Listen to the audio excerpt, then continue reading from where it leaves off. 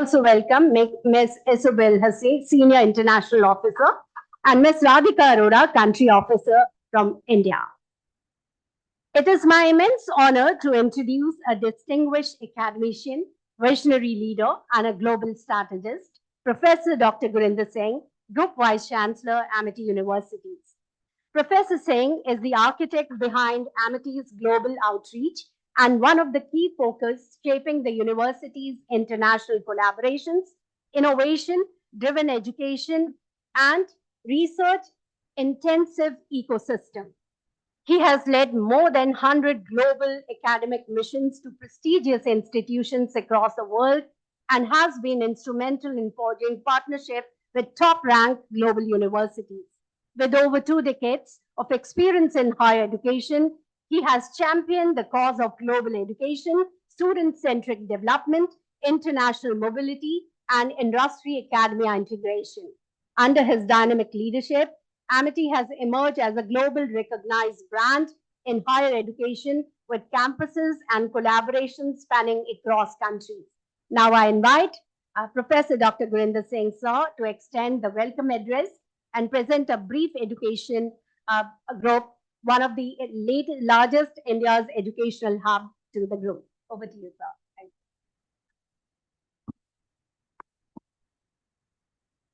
Very warm welcome to our friends from University of Sussex. They are now part of our family. So once again, on behalf of our founder, Dr. Chauhan, who is watching you live, and our Honorable Chancellor, you just met Mrs. Pooja Chauhan, who is also the chairperson of MIT Humanity Foundation, who also happens to be the wife of our Chancellor. So, and she was looking after the schools. And before you came, Professor Robin, I was chatting with your colleagues, and one of the questions which I asked, and we were looking at, is that what is actually learning? And I was saying that 85% of the learning in your life is outside the classroom. So this is what we do, and we are very passionate about is transforming the lives of our children by making and grooming them as the leaders of tomorrow. So there is not a day when we not organize such things with them.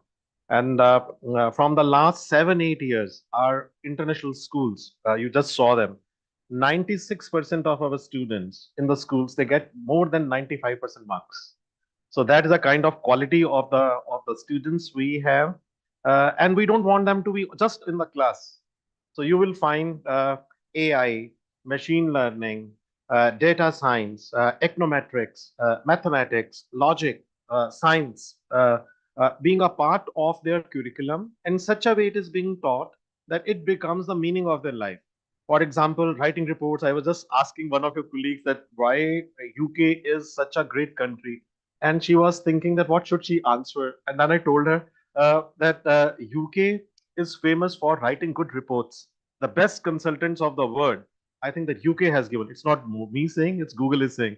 The best consultants of the world, UK has been able to produce. So I think that when you interact with people, you are able to understand them that what is the strength of any country. So that is what we do in our schools and in our institutions. But once again, our privilege to welcome all of you. Uh, our very good friend, Professor Robin, whom we know from many decades. We are missing your Vice Chancellor, Professor Sasha, whom I'm meeting on 17th, 16th and 17th when I'm in London this next month. And they will be a part of the conference. Mr. Peter, heard many good things about you, that how you are nurturing global partnerships. And I'm going to speak on new education policy and what are the opportunities which are in front of us in new education policy. I know that we are developing two major areas, management and psychology, but we are very strong in engineering, AI, data science, and also in the biosciences. So I'm going to talk about them also. Mr. Marcus, once again, very warm welcome. I know that you look after the recruitment of the students. I'll just in my presentation will focus more on that which part of India you will find some of the brilliant students and how we recruit students, and maybe that if you get some time, we will explain you the admission process here. Also, great to meet for the first time, Ms. Isobel. uh, uh, mm, I think it was good to know that I think that she was saying that she likes in India most is food. So recommended few restaurants. So if time permits, then maybe the late in the evening we will invite all of you for a dinner, and then we will show you hospitality and food from MIT's point of view. But then in the afternoon we are meeting, then we will have some food together. And Radhika, we would say that she's a part of family. Such a fantastic ambassador you have. Whenever I meet her, I get a lot of inspiration. Radhika is also a part of a family because she uh, has the same surname which my mom had. Right. So I had a very special affection for her. So very warm welcome to all of you. About MIT, MIT has been nurtured by Dr. Chauhan, who, after coming from Europe, residing there for more than 3 decades, started up MIT Education Group with one aim, with one ambition, that we should be able to create something in the life of the students where they should feel proud. So MIT is not a group which is concentrating only on India. We are today in 16 countries. We have got our own universities there. In India, it is the largest education group of India with more than 250,000 students, 6,000 full-time faculty members, and equal number of adjunct faculty members. We have got 12 universities. Again, the only education group of India which has got 12 universities. And all university campuses are huge campuses. You will not find that it's just a 20,000 or 30,000 square feet campus, which many new universities which are coming up under the new education policy, they are trying to establish something. So, Professor Robin, I think last time when you came, and then when I was speaking to Professor Sasha during InBush, I highlighted that under new education policy, there are two models which most of the foreign universities are following up. One model is Mr. Peter, that you create a university which is there in 2 floors or 3 floors, 20,000 square feet. Like in Gift City, you will find that Deakin has opened up a campus. And similarly, you will find that there are one or two other Australian universities which have created a campus. The other model is where we have seen the universities like Southampton, they are coming up. But our model is different. And that is what our recommendation to the Honorable Education Minister was when we were asked to give our inputs, and we gave a very straight input. I think that learning is not only in a small classroom, right? Learning is outside the classroom, like what you saw.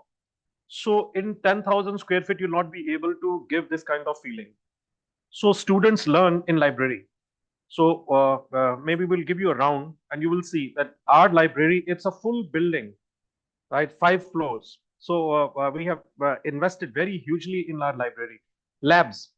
So maybe that in classes you will not learn that much, but in the labs you will learn much more. So our students, they spend a lot of time in labs. Maybe in gymnasium, that early morning doing yoga, meditation, going to gymnasium, it will help you. We have got a shooting range here. We have got a tennis court. We have got a world-class pool. And then we have got events. Right. And then we have got clubs and committees. For example, what you saw was our inclusion club, where students are being groomed to give the social values, which are very important for us. You were saying that you are focusing on quite a few social values. Similarly, here we also work on giving them the social values, that how they should be groomed, they should become great human beings, though being great scientists, good mathematicians, good AI consultants. But at the same time, what is the core of the life is also taught to them through various activities. This was one activity which they were doing, and I think that you came on the right day when the school kids were here. So these are some of the steps we are taking to see that the students are able to understand what is happening. One thing unique in MIT is that all students, 250,000 students, they get an option and they get a platform that they can do a part of their program abroad. So all of them, they go. For example, I think that just spending 10 minutes, we explored an idea that can we do an event for the school kids. So we'll be writing you a proposal now that maybe MIT international schools and University of Sussex, they will do an event together. We'll send about 30, 40 students. And they have got amazing energy because traveling also uh, gives them a lot of knowledge. And then these are the student ambassadors, which maybe they will become a part of your ecosystem. So that is how we nurture our relationship with the foreign universities, and our concentration is always on the quality rather than just giving the quantity. So, for example, you will find that every year we send somewhere about 15,000 students abroad on our study abroad programs.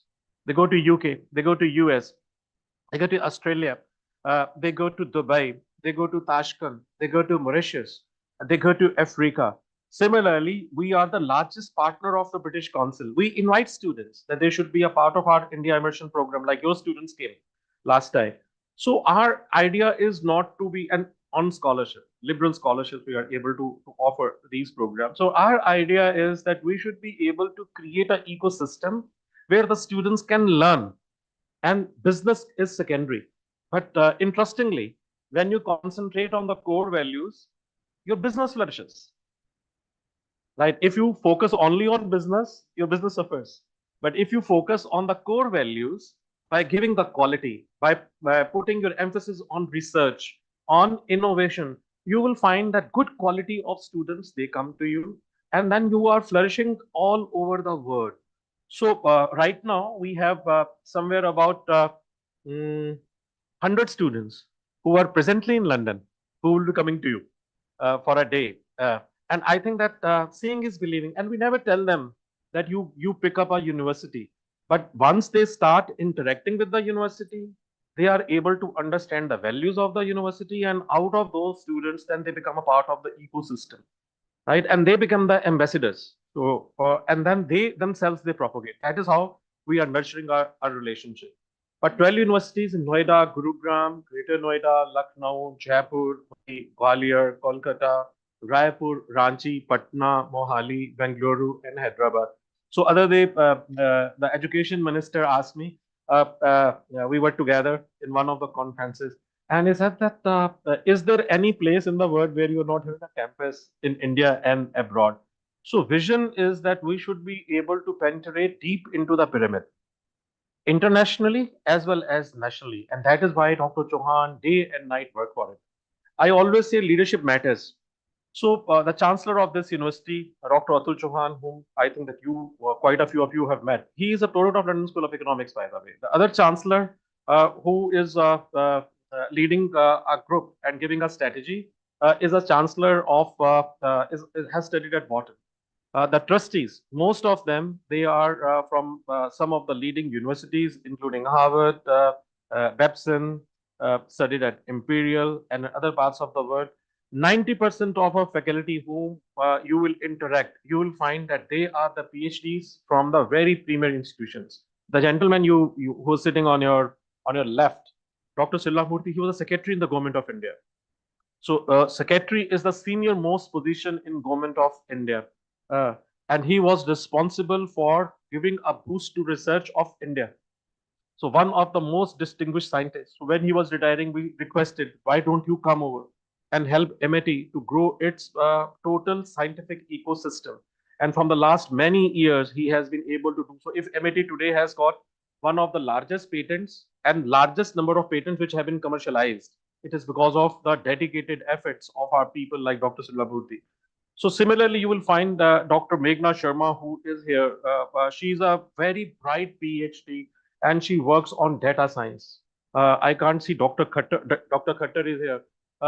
He's again has led one of the government department, but then has done a PhD in supply chain management and in psychology. Similarly, you will find that Dr. Mukherjee has worked on data science and on AI, and then they are very ably supported by the strategy. So very senior bureaucrats we have been able to bring. For example, you will find that I feel so proud that I am supported by Admiral Bhatnagar, who works day and night with my department. And then both of us, we look at that how the international strategy is to be created. He was for long years in the US Embassy as a military attaché, and then got many awards there. Dr. Seema Bhatnagar is one of the leading scientists who has got number of patents and very high quotient, research quotient. So you will find that almost everyone from psychology, from biotechnology, from STIFA, from management, from international business, they are not only the bright PhDs, but they have contributed quite significantly.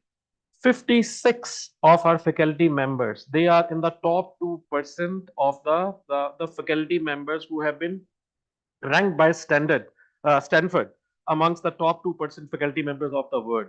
So highest number in this country. So you will find that that kind of research is going on every day when you go in your chamber. 40% of the time people are talking about research, filing patents, doing conferences. Uh, Next 1 month, I don't know how many of you are with me. Professor Robin is on LinkedIn. So I keep on posting on LinkedIn. But the next 15 to 17 days, we are organizing 3 research conferences.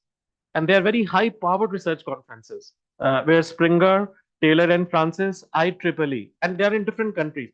For example, we will be having one in New York, where Princeton and NYU and IEEE, for the first time from India, someone is going and IEEE is a member. We are organizing a conference. It's one of the largest conferences in that area, which we have been able to organize, where you will find Professor Datar, the Dean of the Harvard Business School, NYU Dean, Princeton Dean, Illinois President, Fordham's President, all of them participating. Then we are having, I'm coming to UK, where your president is participating. Yeah, so your vice chancellor will be there, but also your ex vice chancellor, who is now the head of the Commonwealth Universities, will be there. Professor Collins. Both of us will be together, and you'll be very happy that we are exploring to organize one of the largest events in Asia together with the with Professor Collins in India at MIT. So that is a kind of relationship and thinking we are having broadly with the next year. The Pi event is happening in MIT. So I think that that is how we are trying to strategize that the things that whatever we do, we are very passionate about it. So this is the second event we are organizing. It's a research space. Third one is happening in France. So where you will find that University of Grenoble in CIAD, again Springer, they are the partners, and we are publishing a very high scopus index research journal together. So, and this is just 1 month calendar. So you will find that year after year, month after month, our concentration is to provide the ecosystem which is research based. And we know that the universities like Sussex, your intention is not only to recruit students, and that is what I wanted, that I should speak to both of you, because I know that Mr. Peter, Mr. Marcus, your focus is to have very high quality students also, who can be a great alumni. So, and the same is here. Out of the 17 students who apply to us, we pick up only one. Very focused, that whom we pick up. And these are the kids. And that is why we bring them to the university. That you come, you look at the ecosystem, they become. We do summer schools, we do scholarship camps for them. We do a program, like for example, if this program develops, the chairperson spoke to you, we will be offering scholarships to these boys and girls to go there to UK. We fund them, that they should be a part of your ecosystem. They should go to your university, and then themselves they should see. Like for example, the chairperson talked to you about the psychology. So we work on the mental health issues, very, very passionate. And not just speaking, we have got a happiness center here, where we actually we sit down and then we do research that how to make our students more happy, satisfied. What are their tastes and preferences? For example, I think that I was chatting with one of your colleagues and with you, that students these days, they spend more time on technology, on Instagram, than in their books. And they become sad, very strangely, if they don't get likes. So someone will put a photograph, and then she will look at that how many likes. Now, if the likes are below 100, she is very off. Right? This is a very, very, very strange issue. that why people are, and they will look at it. They will click and they will look at that how many people who has done this. And if one of their friends has not liked it, they will mind it that they have not done it. So we do culturing, we do counseling of the students and why this behavior, absenteeism among the youngsters, depression among the youngsters, expectations amongst the youngsters. We do a lot of work. We have created a band uh, about which Mrs. Pooja Chauhan was talking about to you, where school students have also contributed, which can actually detect early depression signs in youngsters. So it's sensor-based technology. So if your body is not moving, and young boys and girls, 16, 17, they're not able to carry themselves, relationship issues. So the parents sitting at their home, they will be able to understand. So that is how we create. So and that is how the university is trying to contribute in the overall structure. So 12 universities, 150 institutions are overseas campuses. Like we have got a university status in London where we are running study abroad program. So basically, this campus is all about giving the experience to the students. So once they are there, they will go to you, they will go to other universities, they will find out that what is good in UK culture. So I always say that the sitting in your own country will never be able to give you the opportunity.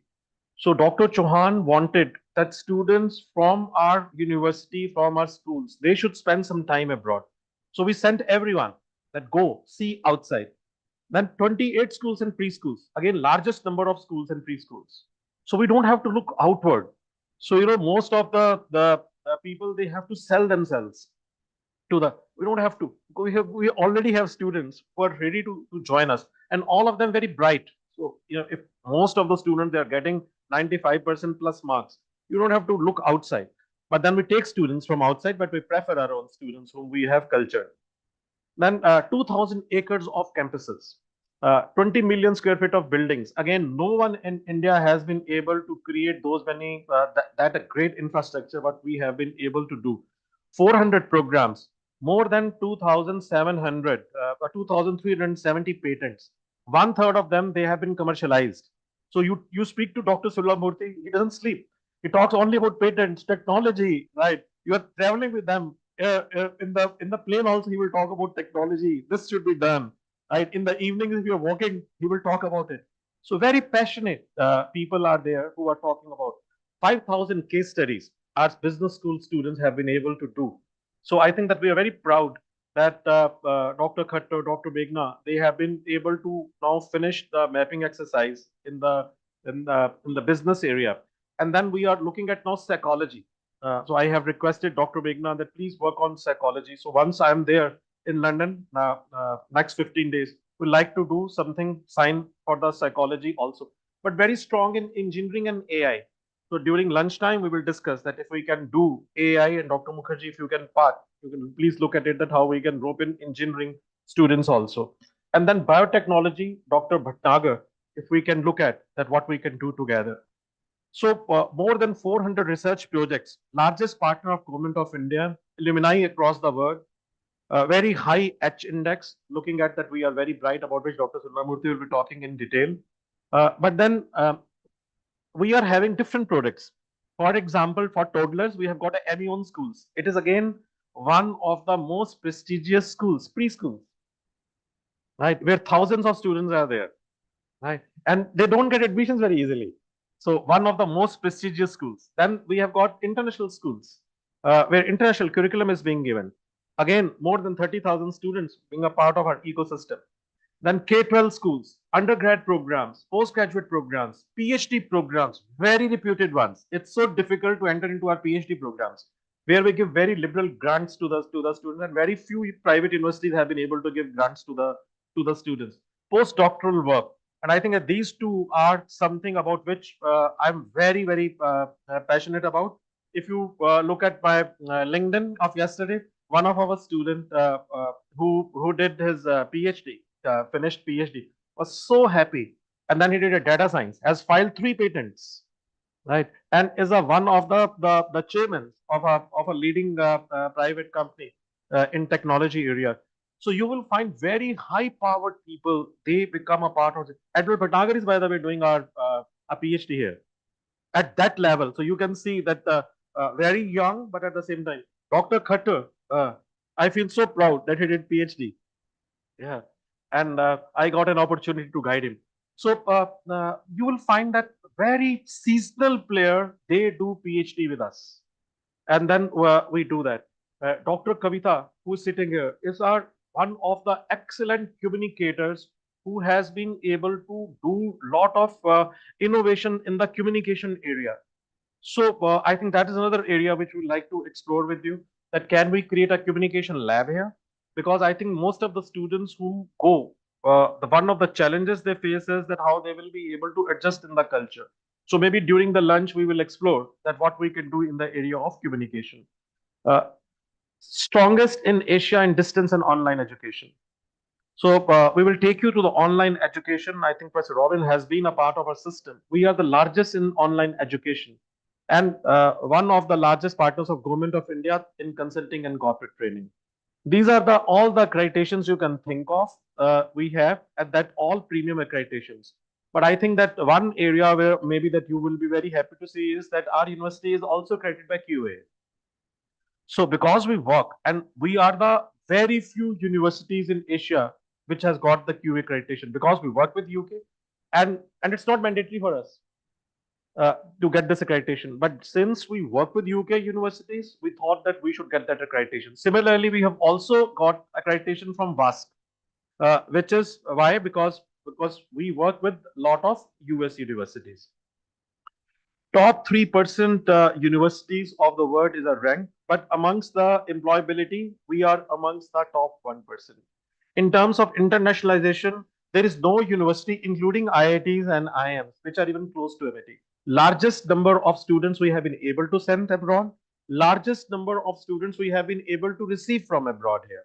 Largest and the biggest research international research linkages. Like I told you, next month only three research conferences. This is the latest ranking, which puts MIT along with IIT Delhi, IISc Bangalore, IIT Mumbai, IIM Ahmedabad, and IIT Kharagpur for producing most employable graduates. So there we focus on scientific temperament, career of the students, quality of education. These are the three pillars.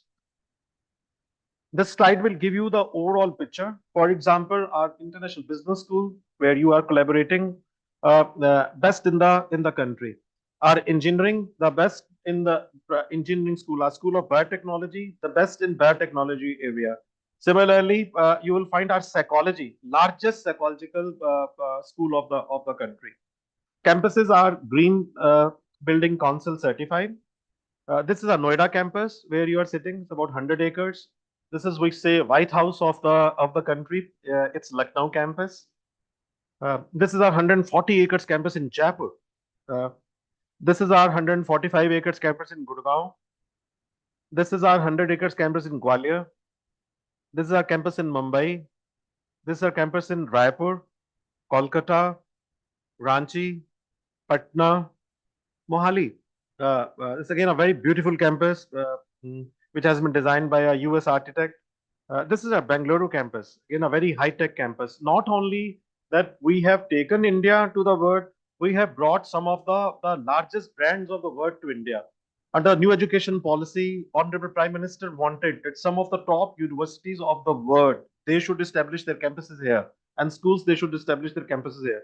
So first school which has established their campus here and which is a very well established Harrow School. So you can see the kind of respect we have for the UK education. First school of Harrow has been established in Bangalore and it is fully operational. And it is not on a small land, huge area we have allocated in Mumbai, here. This is our Dubai campus. It's 27 acres freehold land, which also got the award of giving the best infrastructure and human resources to the Middle East. That is how we operate. If we go and we open up a campus there, that's the photograph of our Chancellor, Dr. Atul Chauhan. These are our campuses. This was a building of Chicago Business School, which we acquired. But now we have got a campus at Orchard Road. If you go to Singapore and you come out of the MRT station, one of the most beautiful buildings you will find is of MIT Singapore. This is our presence in London. We share a wall with the British Museum. It's again one of the heritage buildings we have there. This is our university in Uzbekistan. Right. So, on the invitation of the government of Uzbekistan, their prime minister and president were here, and they said that we want India to contribute in science and technology. So, first IT university of Uzbekistan we were able to create in Tashkent. This is our campus in Mauritius, which again has got a degree awarding powers, which is our gateway to Africa. We work with 43 African countries. What 80,000 students we have. And this is our school in Amsterdam. Again, we went to on the invitation of the government of Netherlands, where they provided us the infrastructure and we created a campus there. This is a campus in Abu Dhabi. Again, one of the very prestigious campuses we have been able to create. Feel so proud that the government there, the rulers, they are sending their kids to study in these schools. This is a MIT New York. We say that we have got a strong presence in India, but you will find our largest campus and the biggest one is in New York. It's 175 acres campus. So it has a private beach, by the way. The building earlier has a very long history.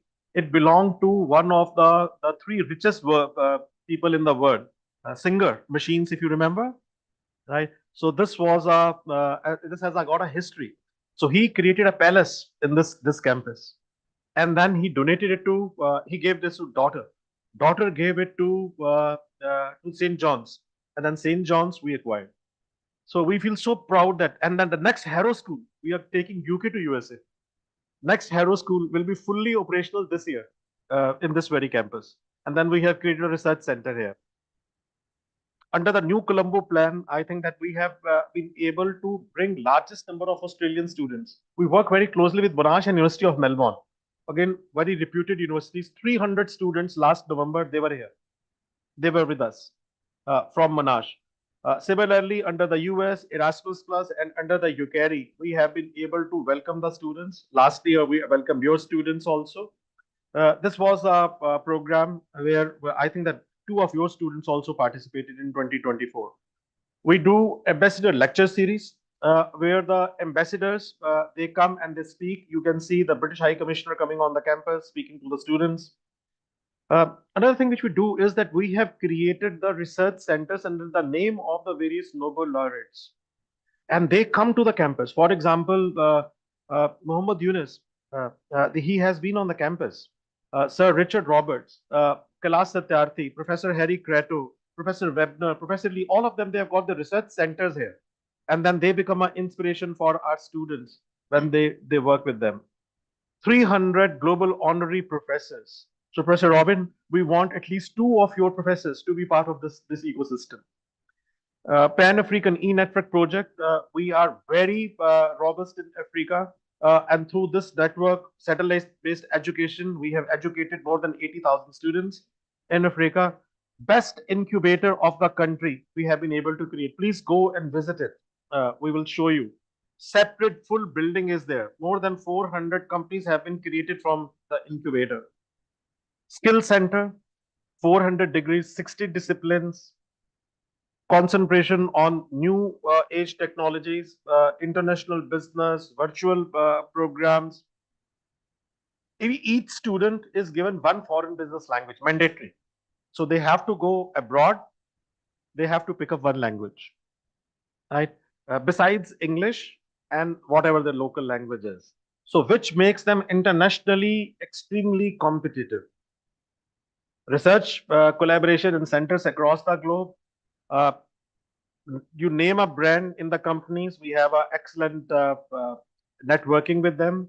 Largest partner of Government of India for offering consulting. That is another area where I think that we can work together. That can we offer training programs, do joint consulting, can do joint research projects, can we write projects for touring, UCARI schemes, and then also global tenders we would like to fill together. As Dr. Chauhan says, that university has no meaning that if we don't do and give back to the society. And that is what Professor Robin, Mrs. Chauhan was telling you, that our intention is to give back to the society. So whether it is mental health, old age people, working together with them, giving back to them, I think that is where we focus on 2,000 underprivileged girls, 1,000 underprivileged boys. I think that we have been able to provide them free education and 35 universities in India and 100 campuses in the country and 50 universities across the globe, right? We are working on. There's not a day when our representatives are not going to the schools. Dr. Mukherjee, Dr. Kavita, I think the whole day they are busy in giving presentations to the schools with one passion. I think the team goes that we should be able to search talent, offer them good liberal scholarship, attract them, and then people like Dr. Silvamurthy and other team members, they are able to polish them and then make them good citizens. That's what MIT is all about. Thank you very much. Again, it was a privilege speaking to you and look forward to having a meaningful partnership. Thank you very much.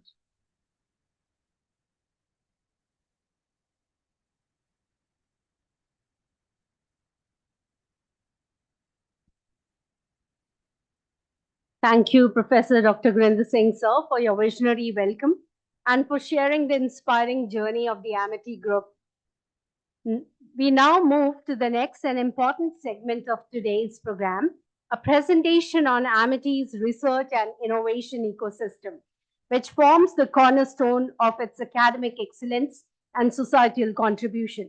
It is my privilege to introduce a towering figure of India's scientific and academic landscape, Dr. W. Silvamurthy, distinguished scientist, Director General, Amity Directorate of Science and Innovation, and President, Amity Science, Technology and Innovation Foundation. Before I invite Sir, let me quickly take to his brief bio sketch. Dr. Silvamurthy has had an illustrious career spanning over 4 decades in defense research, biomedical sciences, and science policy leadership.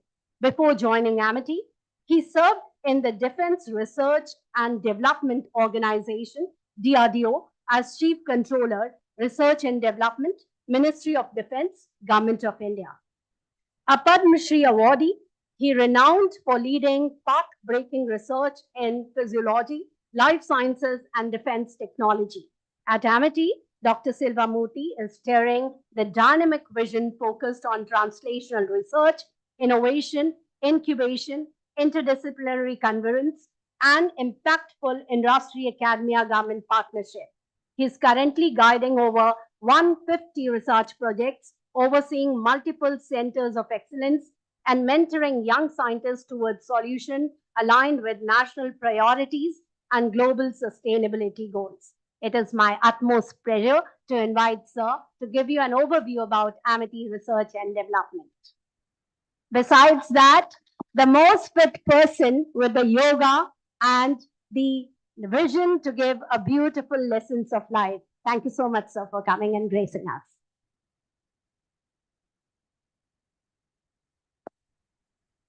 Good afternoon.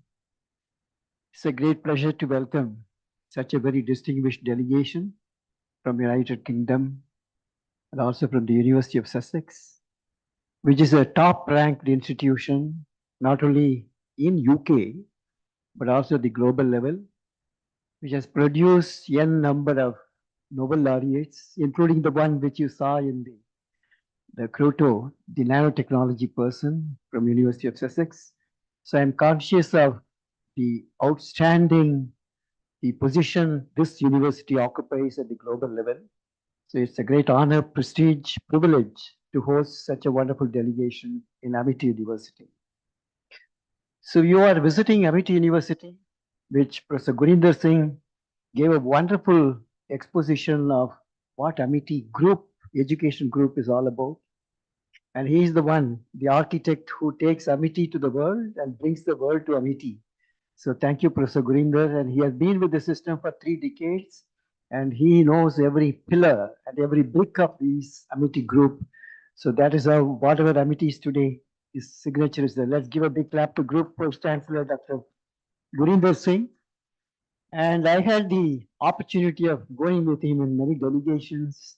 And he's not only a great scientist, great administrator, great strategist, but also a good human being, and he enjoys life, every moment of life. That's my Gurinder Singh. So on behalf of founder president Dr. Ashok Chauhan, who has created the whole Amit universe, what you saw today in his presentation, and the whole philosophy of Amity Education Group is how do we churn out the future global citizens who are endowed with knowledge, including spiritual knowledge, skills, including soft skills, good behavior, sanskars, values, resilience to face challenges in one's life. This is what Amity Education Group philosophy is. Not just only giving degrees or domain knowledge and expertise in certain skills, but then we make the whole human being. So that is what stands out in terms of the most important deliverable coming out of Amity Education Group, the students who are doing very well. We have 800,000 alumni across the globe, including in UK, USA, Canada, and Japan, South Korea, all these countries. So we have 800,000 alumni. You can imagine 250,000 passing out from Amity universities. That's the present holding. You go to the total number today is 250,000 students. You can imagine next 10 years what will be the number. So this is where we are looking for synergy between University of Sussex, because you are visiting the country in such a very opportune time when the whole country is looking towards how do we give this education, higher education particularly, to 50% gross enrollment ratio. What it is today is 28% is the gross enrollment ratio for higher education.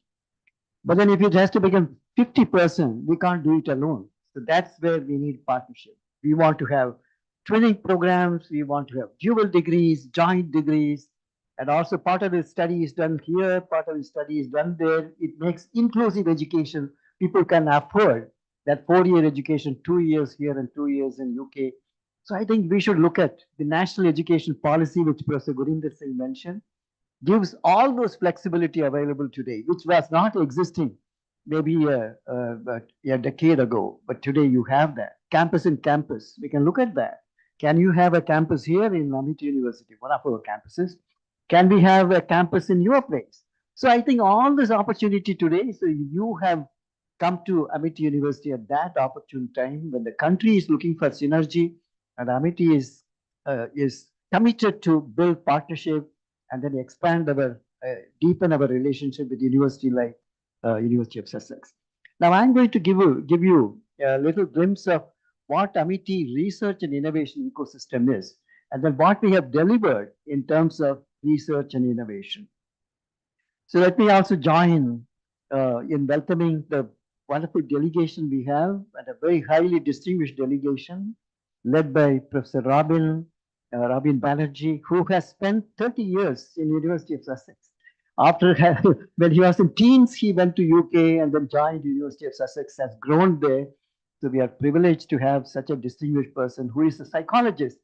Just to inform you that I was the director of Defense Institute of Psychological Research, who looking at the personality testing of soldiers, military traits, aptitude testing for trade allocation, military psychology, environmental adaptations to high altitude, cold desert.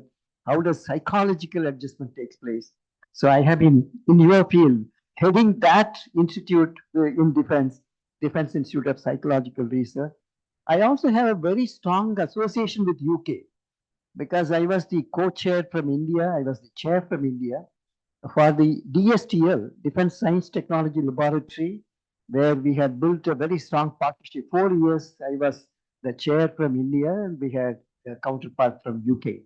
And we built even in critical areas like chemical, biological, radiological, nuclear defense technologies, including your BSL-4 facility, which I have visited in UK, in London.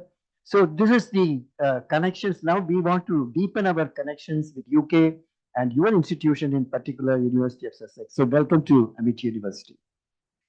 I must say a few words about this great man, because who has spent most of the time in Europe, and the children have grown in Europe, and he knows London, he knows Germany, and in fact, he's a master's in chemistry, MSc in chemistry, and then he went to Germany to do his doctorate in polymer technology. That was his field of specialization. He did his PhD from Germany, lived there for 28 years, and have become the largest non-European investor in Germany when the reunion took place between East and West. So the Chancellor of UK Germany used to say that I brought a political stability to our country, Germany, but then that Ashok Chauhan brought the economic stability, the financial stability to Germany. So that is the kind of personality, the visionary, unparalleled leader who is created this whole Amity universe. And I'm sure he's listening to all this. And his vision is much bigger. He wants to be having an independent university in every state of India. Now we are in 12 states. So you can imagine another 13 have to be added in next 10 years. So the timelines are very clear. Similarly, now today we have 18 campuses abroad. And this has to become 50 campuses in next 10 years. So imagine the kind of magnitude in which the expansion is planned. So we'll be very delighted to partner with the University of Sussex. And we were introduced to our chancellor, the young charismatic chancellors who head this. He has already explained about them, their profile. And then just to give a glimpse about research component, we have more than 500 ongoing research projects, including those projects funded from US Department of Defense. They have put a nuclear security facility here in Amity University for capacity building. So there are so many nuclear assets in military hospitals and also in also civilian hospitals like CCM. And we have Cobalt-60, and you can create a nuclear terrorism. So how do you secure this? How do you create this awareness among all the asset holders? So US DETRA, Defense Threat Reduction Agency, they have put a $1.2 million investment in Amity University to build this capacity. We have trained a large number of NDRF, BSF, ITBP, and all security personnel, Army, Navy, Air Force. So this is national and international projects. When I say 500, including liver home projects from USA, we have done projects, Welcome Trust projects, the NIH projects. So we have all international projects as well as national projects. And also Bill and Melinda Gates Foundation has supported research projects. We have filed 2,381 patents. So that's the number today, because the number keeps increasing almost on a day-to-day basis. Of which the granted patents are close to about 430. And then it is every day a new patents getting granted. 45,000 research publications come in the top journals, Q1, Q2 journals, most of them. And these are our H index is 176 today. That shows the impact of our publication in the scientific community. We have transferred 30 technologies to the industry. So it's not only that we publish papers, we file patents, we translate them into deliverable product, technology, process, reaching out to the people through industry. So more than 30 technologies have been transferred. So this is Amity's core research and innovation strength. Let me also say a few words about online and distance education, which Professor Gurinder Singh gave a glimpse of it. This is the largest the online and distance education today in the country. And we are connected to almost 30 countries. Not only that, Pan-African is one of the important core where 80,000 people were trained in education through the online and distance. But then it is now part of our education, self-learning, online, digital learning. So they create new wonderful educational materials, so which is available today. And this is the first Government of India recognized online and distance education, our UNIGO. So this also Mr. Ajit Chauhan, the third son of Dr. Ashok Chauhan, the founder president, who is looking after this. So this again, we can look at how do we connect with you in terms of online and distance education.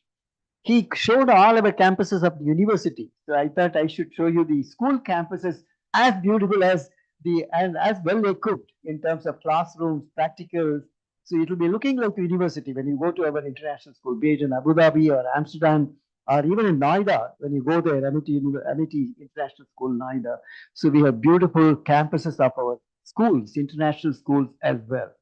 As he mentioned that we have Amity Harrow. What our concept is, universities and schools should be together. So there is a seamless transfer of knowledge between schools and universities, and students have a feel of university right there.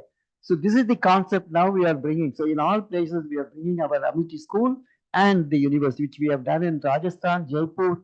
We have brought them together. Similarly, in Raipur, we have a Amity International School and a university. So this is what we are now looking at, schools and together, so that there's a complete supply chain of education coming in. The Indian Intellectual Property Office of the Government of India has conferred the National Intellectual Property Award 2020 on Amity University for Top Indian Academic Institution for Patents and Commercialization, a reflection of Amity's commitment to research and innovation. So not only 2020, but then we brought, no, I just wanted a glass of water. We had almost last 6-7 years, every year we are getting this continuously, the awards for innovation, which is particularly for patents, IPR. We are the largest IP portfolio holders. Even we have overtaken IITs. If you see individual IITs, the number which we do is much more. And then translating them into deliverables is the most important thing which we are focusing now on. Because Honorable Prime Minister, Mr. Narendra Modi ji, has given a concept, we should become self-reliant, particularly in critical areas. So that is the focus. So the university should become cradle of innovation. So the seeding of futuristic technology should happen here, where you have disruptive minds, the innovative young minds are available in university. So this is what Amity we do to make Amity universities as cradle of innovation. So how do we do that? First, we made connectivity with all the stakeholders, like different universities. Now we are connecting with you, University of Sussex. Similarly, with industry, laboratories, society, all this, we brought seamless connectivity. So this is the first thing which we did. And then we created IPR cell, which is a large number of people who give the whole education group the cover. Then we have a Directorate of Innovation and Technology Transfer. So how do you convert the scientific lead into innovation and then transfer the technology? We created a directorate. Then we created a technology enabling center. If the technology is at a very low level, let's say TRL 2 or 3, how do you make it 7, 8 so that the industry will be able to absorb the technology? So we created a technology enabling center to mature the TRL levels. And then we also brought the entrepreneurship development, because we want our students not just only looking for placement. They have to create job and employment. So we are focusing now on the entrepreneurship development. So we have a very strong entrepreneurship development cell, including the incubator. And we have also given a special dispensation for our faculties to be parallelly a director of a company. She may be a professor here, but she will also be a director of a company parallelly. Doesn't have to take a sabbatical or leave. So this is what is the dispensation Amity has given. Then we brought senior people, like some of them you see here, and some of them are youngsters. So we blended the senior people with youngsters like Ramalinga Swami Fellows, Ramanujan Fellows, Ukeri Fellows, and Fulbright Scholars. And all such people, we brought a mix of senior people with youngsters with energy, enthusiasm, zeal, commitment. So this is what worked magic for us. And then we also connected with honorary professors, honorary doctorates, Nobel laureates, which is a force multiplier to bring in synergy in our endeavors of our core faculties. Having brought the human resource, then we focused on the building the research infrastructure. So we created laboratories, and both here in the lab as well as in the field. So I'll show you some of the glimpses of the labs. Beautiful labs are created. This is molecular medicine, stem cell research. And then we have such important instruments like cell studies, CD4, CD8, PK, NK cell activity, PHA, all this can be studied by FACS, and also atomic absorption spectrophotometer, scanning electron microscope. Now we are getting the 400 megahertz. We are getting NMR. NMR system is being established in click chemistry. So such the state-of-the-art facilities we created, some of them engineering equipments are shown here. So we created the research infrastructure. Then we created missions to drive the whole system. We made mission impossible. So we always think what is impossible and we want to achieve that. So we created a mission like how can you double the research output and outcome within next 5 years. So then we made it happen. So similarly, Mission Connect. So we connect with so many people through MOUs, and we will also have MOUs with you. And so Mission Connect, Mission Synergy. Synergy comes to the partners as well as synergy comes to our mission here. So Mission Synergy. And finally, it should lead to mission outcome. The fruitful outcome coming out of this partnership, that is the ultimate goal. So mission connect, mission synergy, mission outcome. Then we created 3 technological missions. One is space technology mission. This is very important for us, for our country today. So space technology, I'll tell you what we are doing. We have an Amity space mission. Similarly, we have Amity defense technology mission. We want to give self-reliance in critical defense technologies through Amity. So what we are doing, I'll mention to you. So these 2 are very important technology missions which also created. Third one is the green hydrogen mission. Green hydrogen, green energy is one.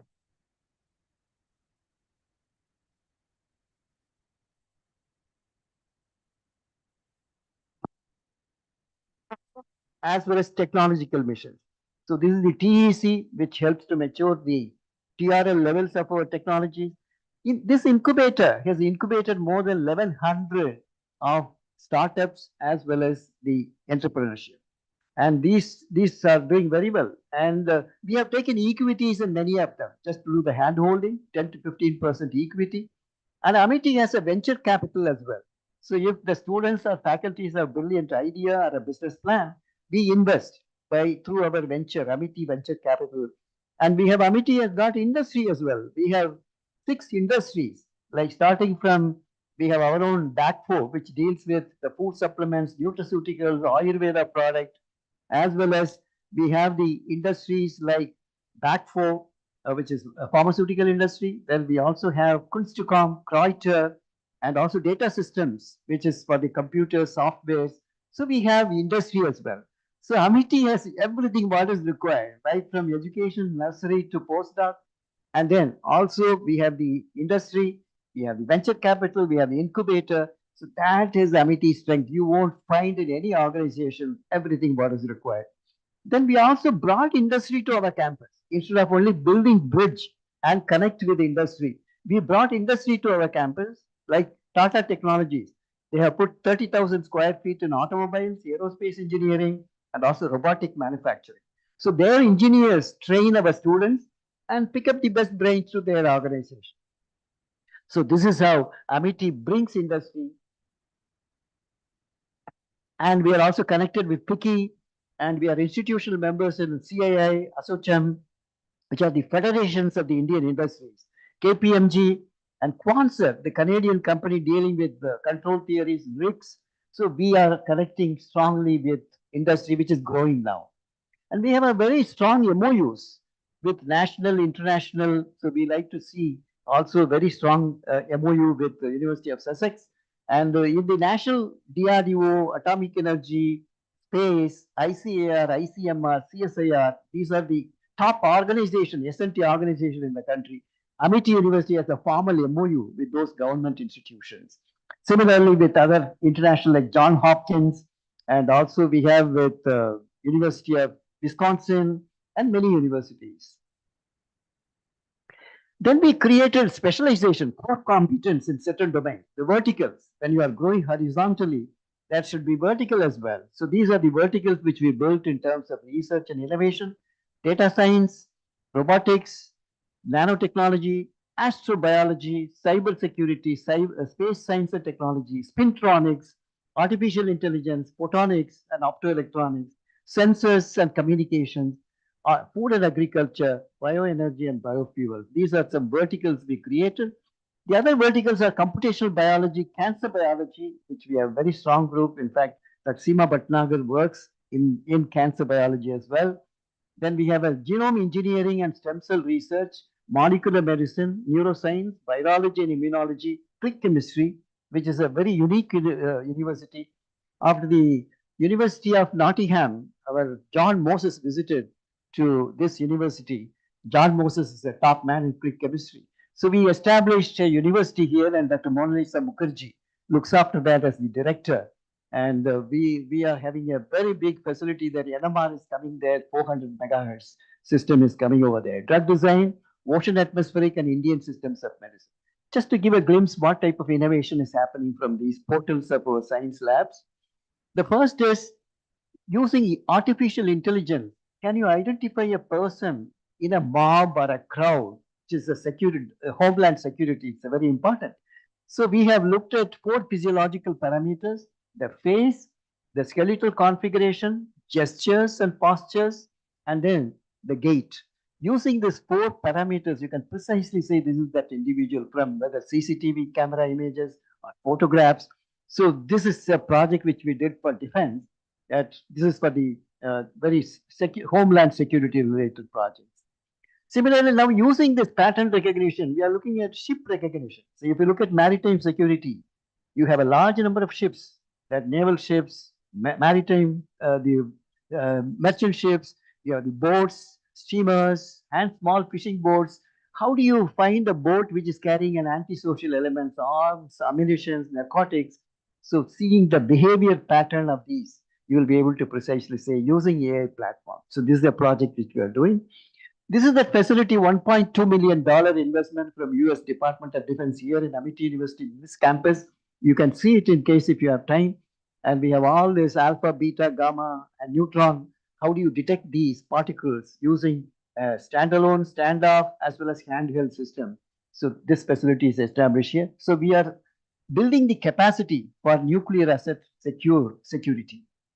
Then some of the innovations like we have a big artificial intelligence center. Please do visit. It's a 10 petaflop computing capability in phase 1, and we have the NVIDIA A100 system. We are upgrading to 60 petaflop, which is going to be huge computing capability. And here currently it is 10 petaflop, and we are educating everyone, all students in AI, because our AI is all pervasive, whether he is a business or in the management or in science and technology or engineering. So we are educating all our students in AI with different degrees of expertise required. And then we also have Center of Astrobiology. You'll be happy to know the first biological payload to space from India went from Amity University. The callus of a plant, which is spinach, we have put the callus of a plant, spinach, into space just about a month ago. It is doing very well now in the PSLV C60. We have put that in through ISRO. And we are looking at the plant physiology. How does the shooting, rooting, callus formation, and the molecular biology and the growth pattern. So if you have to grow vegetables in space, what are the challenges? So our study will reveal those. So astrobiology is one vertical. Then we also created a Mars analog station. So if you have to inhabit in Mars, what are the challenges, human factor challenges?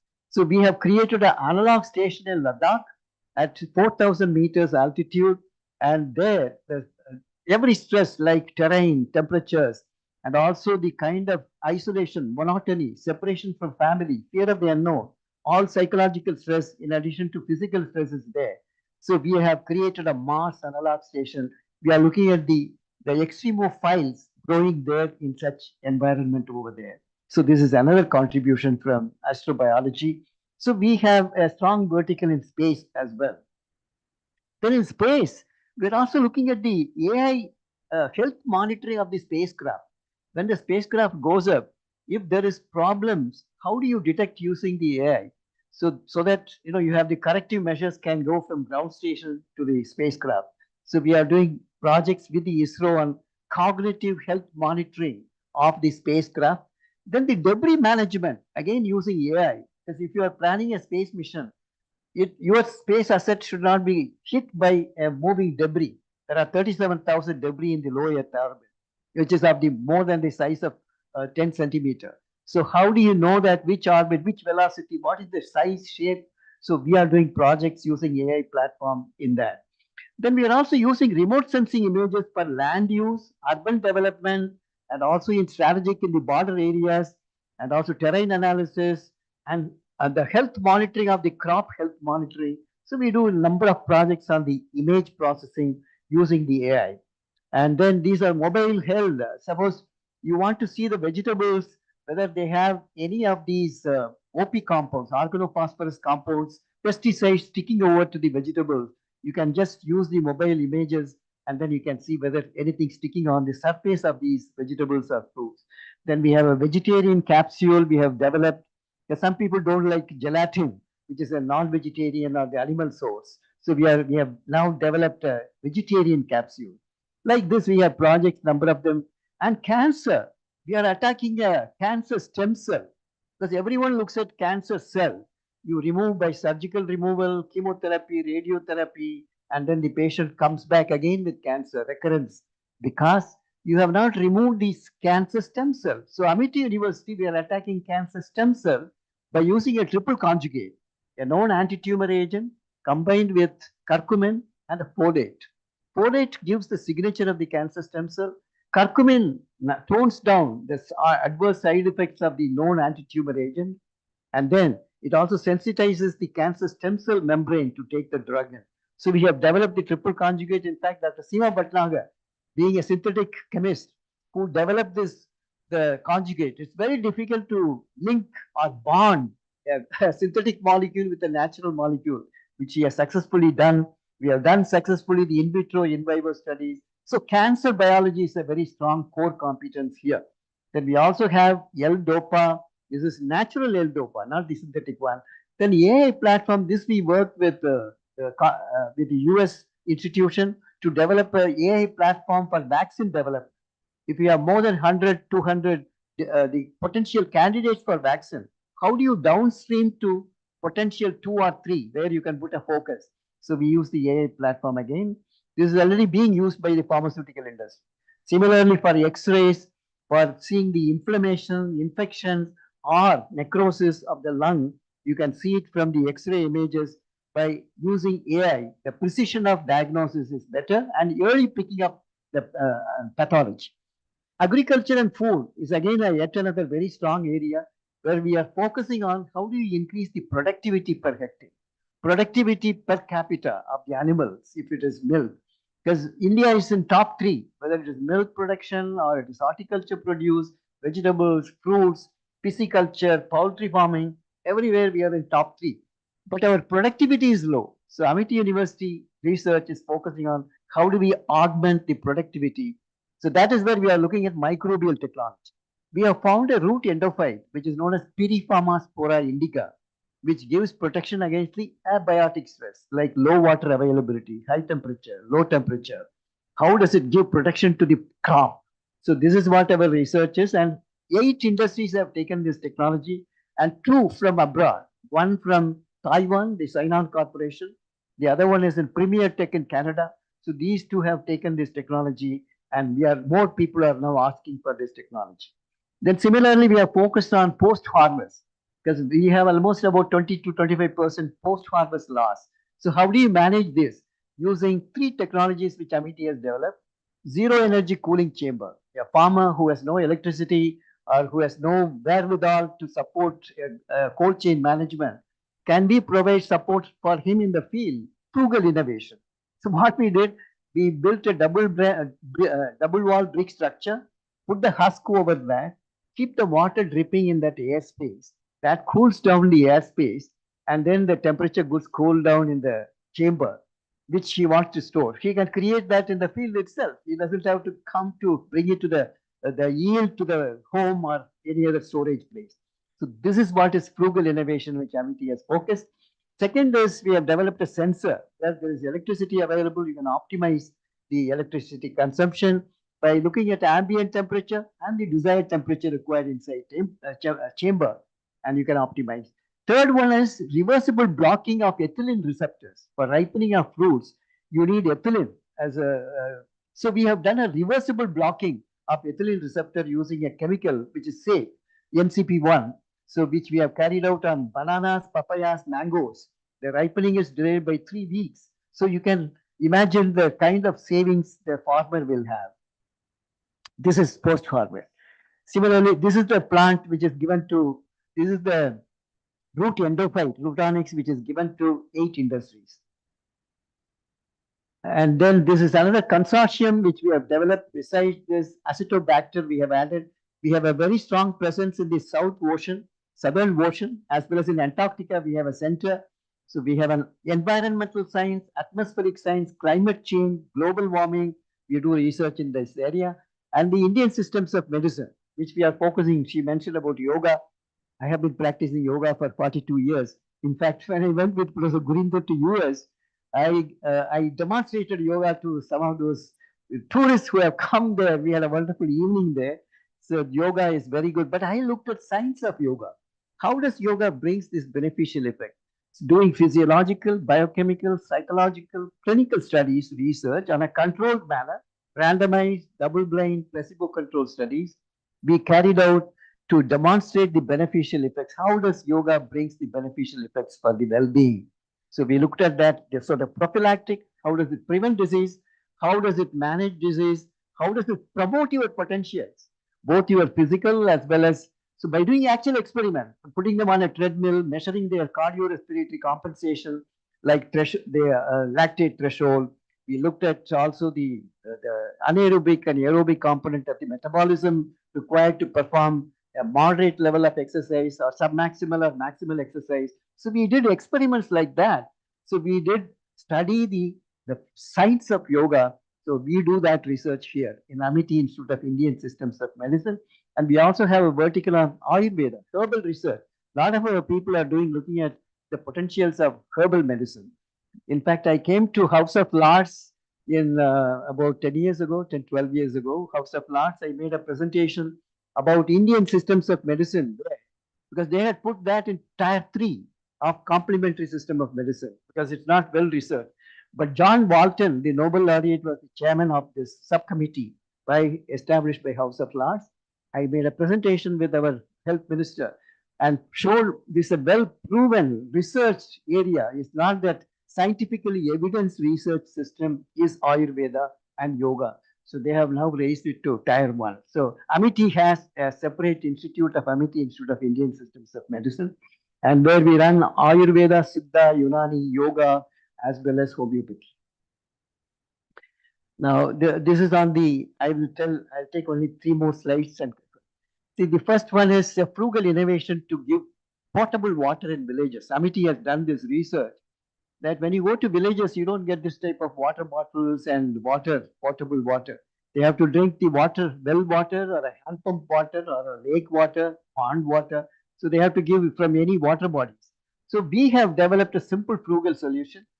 Pick the pebbles, etch them to give greater porosity, impregnated the silver nanoparticles into those pores, put them in a container. So like you make tea using tea sachets, you just keep dipping it for 2 minutes, which is the minimum retention time required to kill the microbial contamination. So the water gets purified. So you don't, then we created them into a wall mounted system. So this is portable system and the wall mounted. So this is the type of research which we do, including biodegradable plastics. We are generating electricity from wastewater, and we have a Amity Dubai ground station, satellite ground station, where we keep getting the data from the existing satellite. Amity is sending the CubeSat this year to space with an environmental pollution monitoring payload as well as a radiation monitoring payload, which is going to space. And this is what is the research which we are doing in space technology. These are technologies transferred to the industries. And finally, the last slide, I'll conclude by quoting our founder president, who himself is an innovator, who promotes, supports, gives complete support to the innovation ecosystem here. And he wants to see India as a knowledge superpower by 2030. And I quote Dr. Ashok K. Chauhan.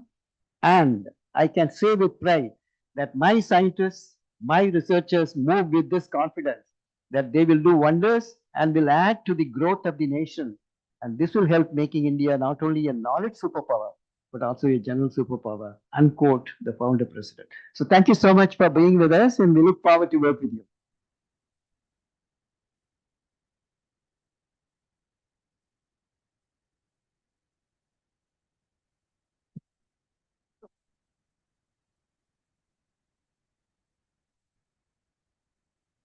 Thank you, Dr. Silvamurthy, sir, for the comprehensive and inspiring presentation. Ladies and gentlemen, now you have understood that Amity has not only made a magic in the country, they have crossed the borders, and now they have crossed the borders to space. So we have an omnipresence everywhere, and that makes Amity a great institute. Now we have the distinct honor of hearing from a globally respected academic leader whose work exemplifies the fusion of intellectual rigor and social relevance. I take a privilege to invite Professor Vice Chancellor, Global and Civic Engagement, University of Sussex, United Kingdom, none other than Professor Robin Banerjee, Before I invite Sir, let me quickly take you all to his brief bio sketch. Professor Robin Banerjee is a renowned developmental psychologist and a global academic strategist whose career has been dedicated to exploring the emotional, social, and psychological well-being of young people. He currently serves as a Pro-Vice Chancellor for the Global and Civic Engagement, the University of Sussex, where he leads the institutional strategic, global partnership and civic collaboration and initiatives to enhance societal impact through research and education. Professor Banerjee is also the founding director of the Sussex Centre of Research on Kindness, and his work has earned international acclaim for advancing knowledge in mental health, childhood development, and school-based well-being, with a passion for shaping education systems that are inclusive, compassionate, and globally engaged. He brings not only the expertise, but deep insight into how universities can become transformative forces in today's world. Sir, I've heard a lot about you from our Group Vice Chancellor, who keep talking about mental concern. I would not mind saying it. If he gets an idea at 2 p.m. at night, he will share that idea, and he's a bundle of ideas and innovation. So we keep hearing from him a lot about you, and today we are proud that you are here, and welcome to address the gathering. Thank you. Wow, thank you very much for your kind. And Professor Robin, one of our students, and he's now leading global initiatives. Pratik has done has done a PhD in this area. Yeah, on mental health issues. I have to say.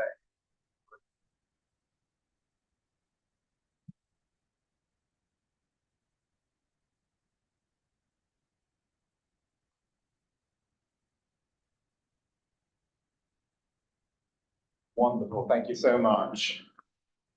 My goodness. Thank you very much, Dr. Selvamurthy, Professor Singh. That is quite awe-inspiring. The work that is being done here in Amity across that scale of campus development is quite extraordinary. And I think you must be aware of just how proud everyone feels of what is happening in the Amity ecosystem. It is a huge ecosystem.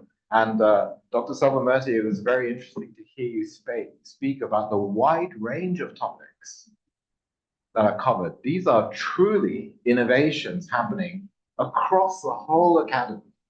And Professor Singh, I really value what you said right at the beginning, that this is not something which stays in the bubble of a classroom. This is something that happens in the world. And I really appreciate that the students who come through Amity, and now I have to say, from the experience that I had seeing the young people in the auditorium who were speaking about their work in the community, I see it starts very early in the Amity ecosystem. That work is all about making a difference in the world. And I feel that is incredibly inspiring. So thank you very much for your introductory presentations. That is a remarkable overview of remarkable work. I also feel it's a wonderful fit with the ethos and philosophy, and Professor Singh, I'll use the word you used, the values of the University of Sussex as well. And Dr. Selvamurthy, you said in your very kind introductory remarks at the beginning of your presentation, you said that I had come to University of Sussex as, in fact, a teenager. That's absolutely right. I wanted to share my own personal experience of being at the University of Sussex and why I was drawn to go to the University of Sussex, because I think some of the qualities that you've talked about at Amity are a perfect fit. Actually, Professor Singh, you talked about finding the synergy. And Dr. Selvamurthy, you also talked about the synergy. Here, between Amity and Sussex, we have a wonderful synergy. And I wanted to give you some idea of where that synergy lies, in my opinion, and why this relationship is so important to us. I have to say, I want to start by giving you, we are a very small operation in comparison with the Amity ecosystem. You have many campuses all over the world, all over India and internationally as well. Sussex has one campus. It's a medium-sized university in the UK context, but it is a beautiful campus. And to anyone here, I would so warmly welcome to our university campus, because that is something that attracted me as a student. And every day I feel truly blessed to be situated in this campus, which is 10 minutes from the city of Brighton, an hour from London, but also the only university that's situated in a beautiful national park. So I wanted to just give you a bird's eye view of it, first of all. Showing. So this is the Brighton Pier, famous Brighton Beach, where we know that Amity students who graduate from Amity and come to Sussex, or who come through our progression agreements, they come into Brighton. This is all part of Brighton. This is looking at the South Downs just outside, the Premier League football club, American Express, just down the road. And this is the bird's eye view of our campus with this breathtaking, award-winning, famous architecture, Sir Basil Spencer's creation. And you can see there has been quite a bit of development over the years. We are in the middle of expanding our student accommodation so that our international students in particular are able to stay the full time on our campus. And then they can walk, literally walk from our campus into the South Downs. Just beyond the residences, they walk and they're in this beautiful countryside. And I do feel every single day what a blessing it is to be in such a beautiful, beautiful location. The UK is very, very small in comparison with the scale of India. Sussex is small in comparison with the scale of Amity. But you both said yourself, it's not about quantity, it's about quality. And I feel that synergy in terms of the quality of what there is at Amity and Sussex.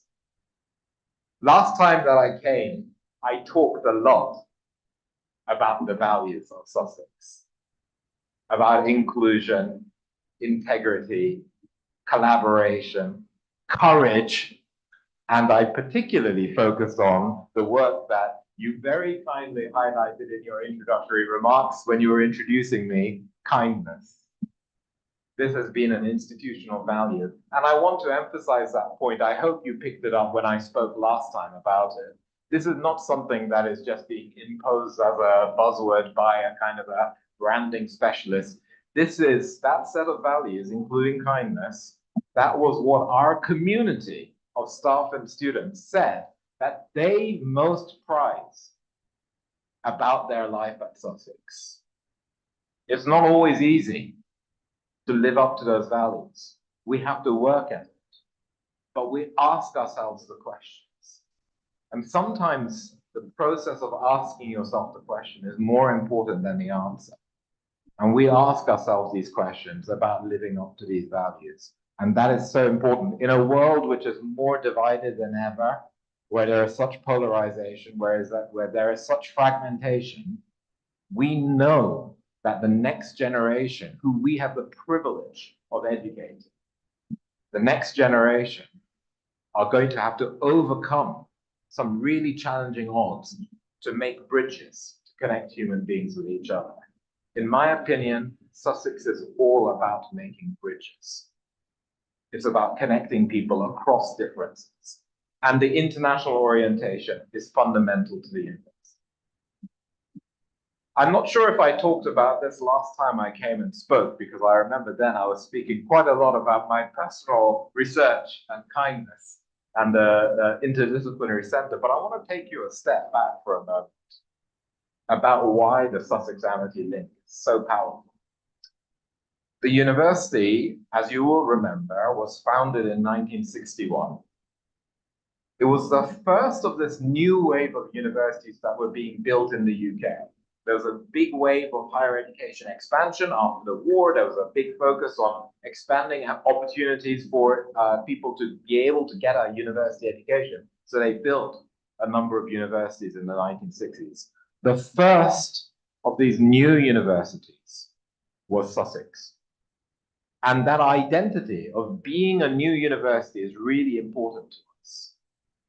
We are willing to break with tradition, to challenge convention, to be disruptive when we need to be disruptive in order to be at the cutting edge of what society needs. And I see from actually now I realize, because we had the good fortune of being able to go to the auditorium with the young people from the Amity schools, now I realize it's not just the Amity students when they get here for university. It starts earlier on.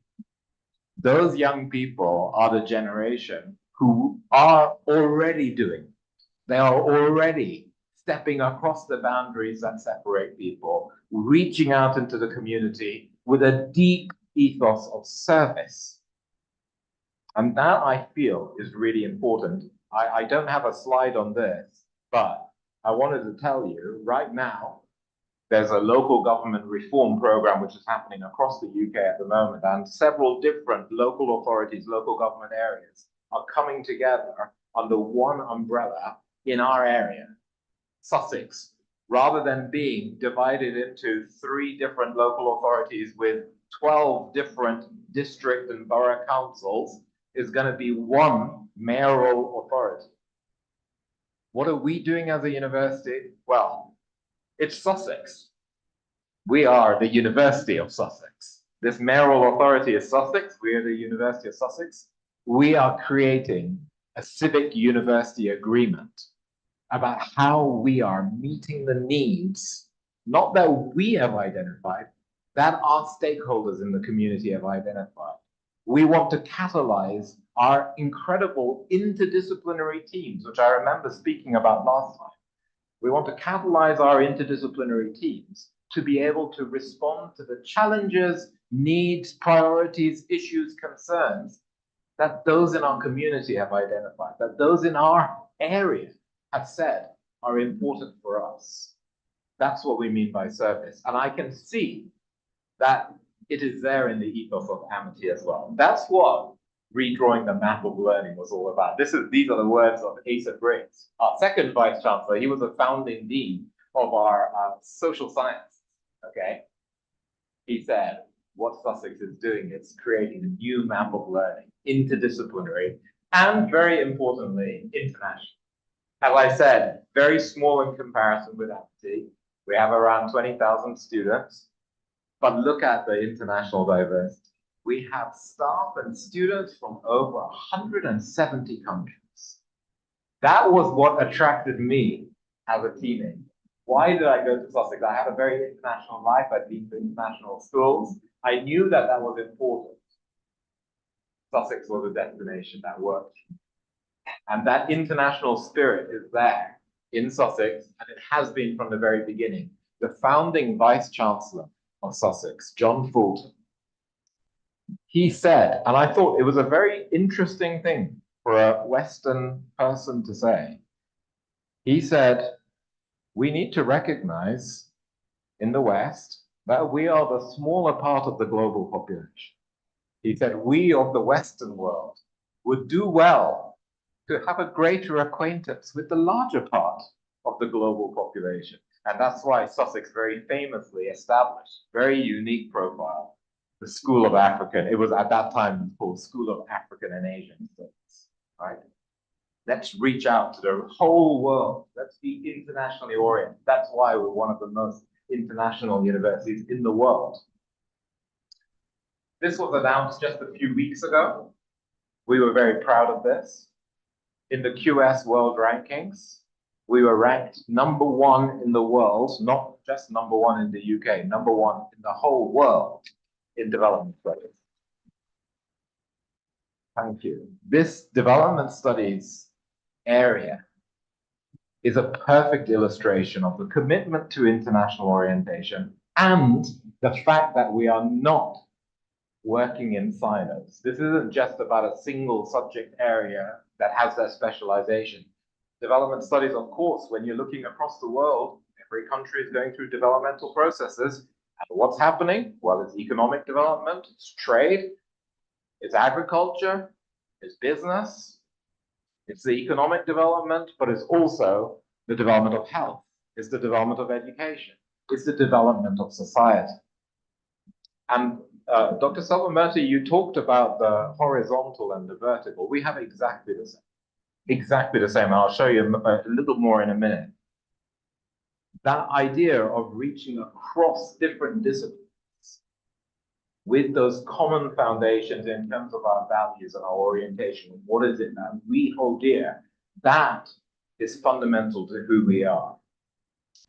Just to remind you, we are divided into 4 academic faculties.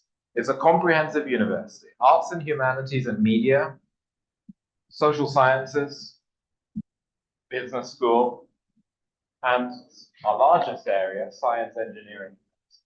Okay, those are the 4 academic faculties. Each one of them is, of course, a mix of different disciplines.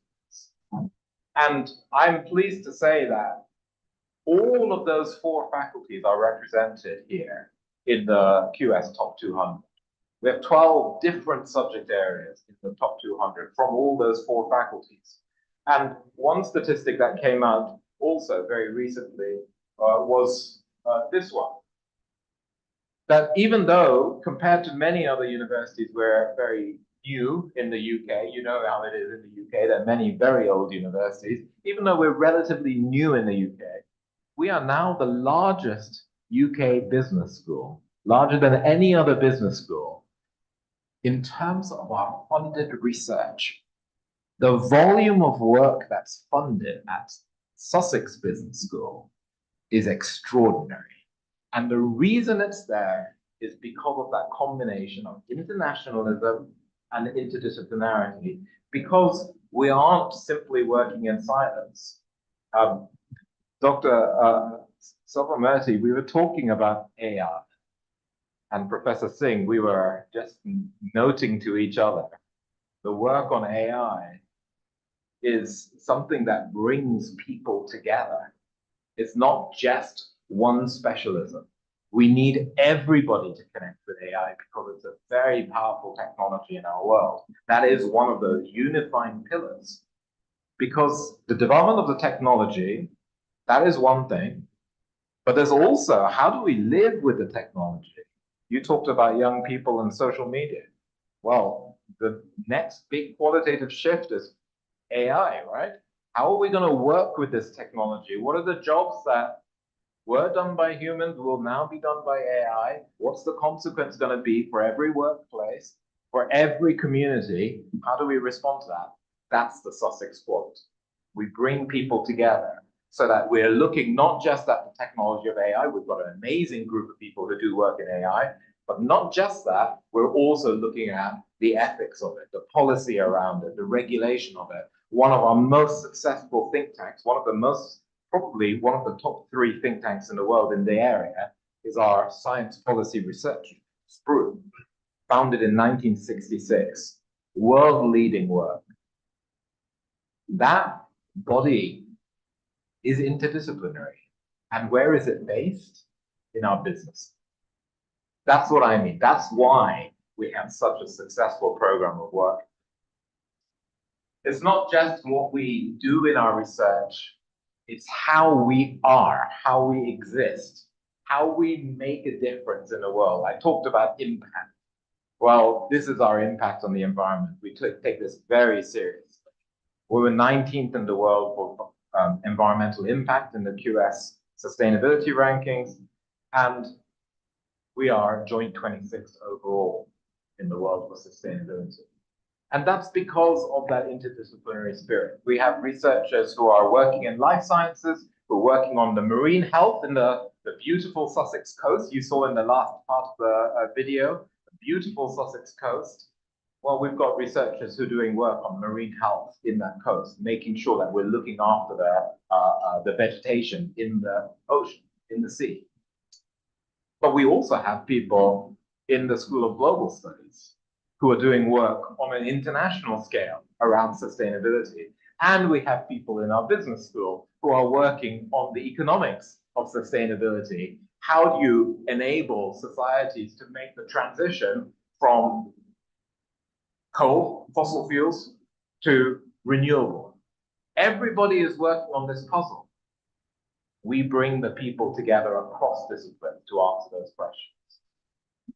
And you very kindly referred to Sir Harry Proto. He's one of our wonderful roster of Nobel laureates. But let me give you one last one, okay? You can see the last one on this list was announced just a few months ago in November 2024, Geoffrey Hinton. Geoffrey Hinton is a beautiful example of that Sussex interdisciplinarity. So he got his Nobel Prize in November for physics, but what was it recognizing? Well, it was recognizing his work in machine learning and neural networks, which are the foundation of artificial intelligence. That AI profile began decades ago, and Sussex was right at the forefront of it. Geoffrey Hinton, his first job after his PhD, where his intellectual ethos and philosophy was shaped. Where was it? University of Sussex. He came to University of Sussex, and we talk about psychology. He came into experimental psychology, but Sussex is a very interdisciplinary space. That was part of the cognitive revolution that was happening at that time. This was the 1970s. He came and he was exposed to cognitive science, a new developing field of cognitive science. He was exposed to neuroscience, bringing the two together, and of course, importantly, the emerging work on computer science. You know, this is the kind of thing that I'm talking about. When you build bridges across different disciplines, when you break down the boundaries and you enable people to step over to connect with each other, amazing things happen. And this is again another point of synergy. You talked about you look for the impossible, Dr. Selma-Murphy.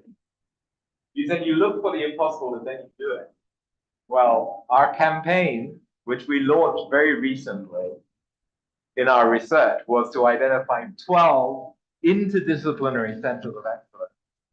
And we use the words of a wonderful human being who we've had a long association with, Nelson Mandela, who said a lot of things seem impossible, but they are only impossible until they're done. Okay. And look at the topic areas. These are the areas that we have. You can see right in the middle, AI is still very much a big part of what we do, but these are our centers of excellence. We have one of the UK's strongest, most exciting, vibrant programs of work in quantum computing. We have amazing work taking place, as I described, in relation to sustainability, in relation to the digital humanities, in relation to education, in relation to, of course, my area. I helped to set this one up, childhood and youth, right? Across all of these areas. And think about what's happening in the world right now. Well, we have a world-famous UK Trade Policy Observatory. I can tell you, there are in those academics, those colleagues of mine in the TPO, they are in great demand in the media because everyone is trying to make sense of what's happening in the world and how do we deal with it? How do we respond to it? And importantly, how do we begin to shape our collaborations in a new economic world, right? That's what we're trying to work on. Sussex is a place where we can catalyze our interdisciplinary teams to be able to address those issues. I'll give you one example of this wonderful academics who is actually taking on that work in AI, but with that interdisciplinary perspective. Dr. Raman is doing wonderful work, and you can see here his focus is on actually using biological processes to really understand the next stage in the evolution of AI, right? Because what human beings have, biological intelligence, what we all have, is an extraordinary ability to be flexible and to learn new things in different environments. Machines are outstanding at learning particular tasks, doing them exceptionally well, exceptionally fast. What human beings do, biological intelligence, is all about that flexibility to learn in a new situation, to transfer. And of course, that's what's happening now. That's the trend. That's the huge transition which everyone is working through now. Okay, this is what I just give you one example of a young man. Okay, just to show you this is how we're still innovating in this space. But I want to end by talking about students.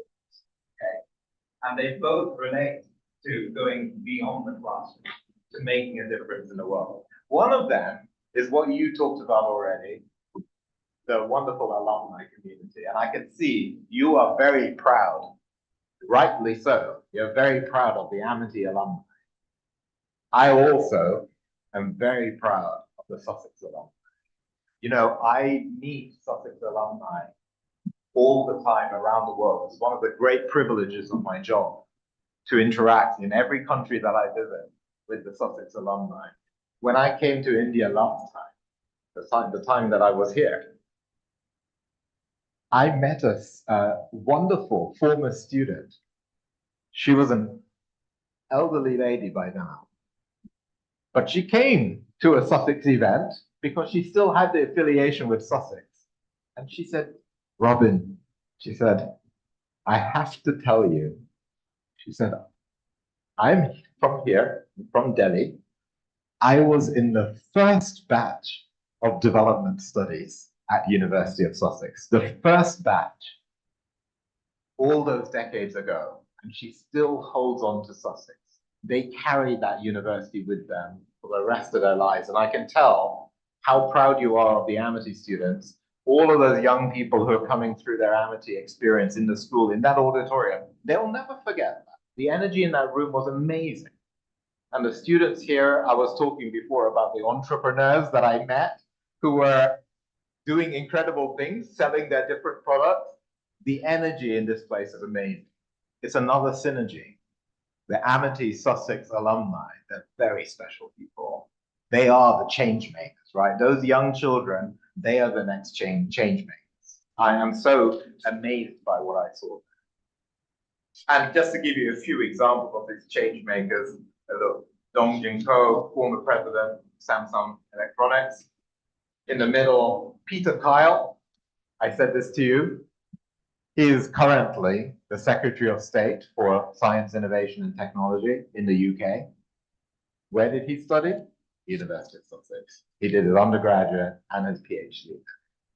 And we talked about space science. You gave a beautiful illustration of the work at Amity in space science. We have some of the best astrophysicists in the world doing leading work in astrophysics and space science. Well, look at this PhD scholar who graduated not that long ago, 2015. Rosemary Coogan has now been selected by the European Space Agency to be the first female UK astronaut.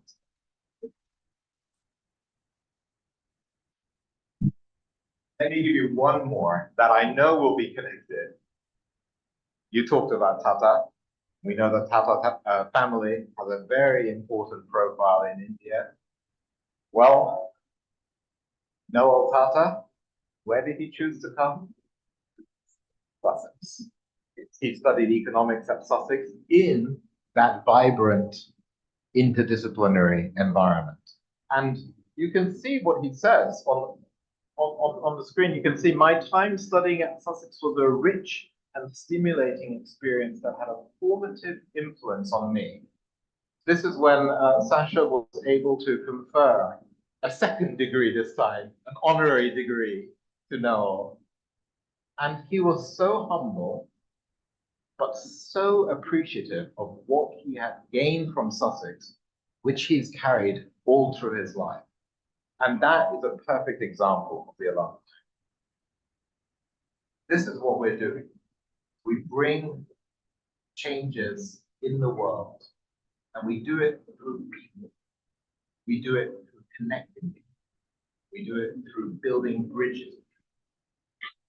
We've spent a lot of time focusing on how we make sure that the learning that students are doing isn't just something that happens on our campus. We get students out.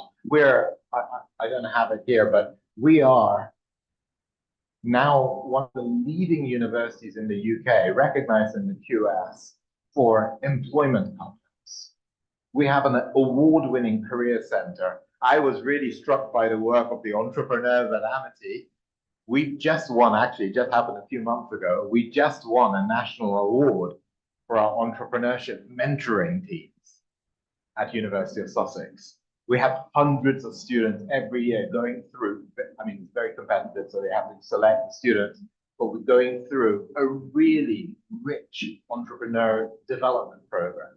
We have thousands of students doing placements, internships in companies. We've got amazing, very inspiring links with industry, big multinational corporations, as well as the small community organizations on our doorstep in Brighton and Hove, right? So what you said, as we were sitting down, it was the first topic we talked about, Professor Singh. We said the knowledge superpower is not something that stays in the university, it goes out into the world.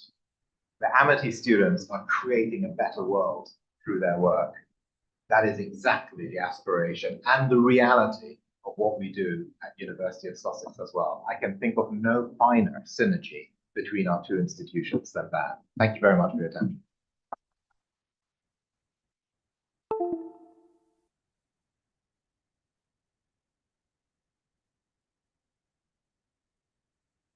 I think that what we'll do is that quickly, if all of you can give your brief remarks and introduce yourself, and then quickly our side also, we are running a bit late, but then, yeah, so then we'll give a round of the campus and maybe there a lunch first and then a round of the campus.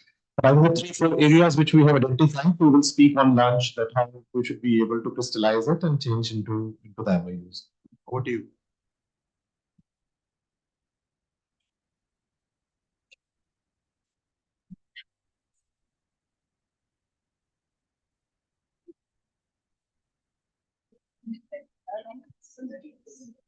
Tina? Yeah, it is. Don't worry. Oh, hi. Thank you. So my name is Peter Boddy. I am now the head of global partnerships at Sussex, and not only is this my first time at Amity University, it's my first time in India. And thank you for such a warm welcome and for such a thorough introduction to the work that Amity is doing. It's truly incredible. It was wonderful to see the young students this morning. My role, very briefly, as head of partnerships is quite separate to the work that Isabel does, who leads on our student recruitment work in India and is also our representative in India. And we have a global partnerships team because we really do mean that we want to have mutual beneficial partnerships with all of the universities with whom we work. So if I can help, or my team can help in moving any of the activities that we've started to discuss today forward, I would encourage anyone to get in touch with us, either through Robin or through Marcus and through Isabel. We really do want to support in making Amity a broad and vibrant partnership going forward. It's lovely to meet you all. Thank you, and I think that I have been reminded that your major role is to connect the faculties. Yeah, so I think that what we are focusing on is that for all the 4 domains, right, we would send you the list of where people are interested. We know that for management and psychology, we have already started up and then we are signing. But then there are other areas where we are interested and your faculty may be interested, also research areas. So we will send you the list and then maybe then you can connect the right people. Well, good afternoon, colleagues, and thank you so much for such a warm welcome. It's an absolute joy to be with you. I'm so grateful for such inspiring overviews that were provided this morning. It's absolutely fantastic to be with you. My name is Marcus Williams, and I lead 2 international teams who will support our burgeoning partnership as we move on together in partnership. And as Peter said, there are a number of ways I think we can help that. We're really looking forward to talking more to you about how we might do that in the coming months and years ahead.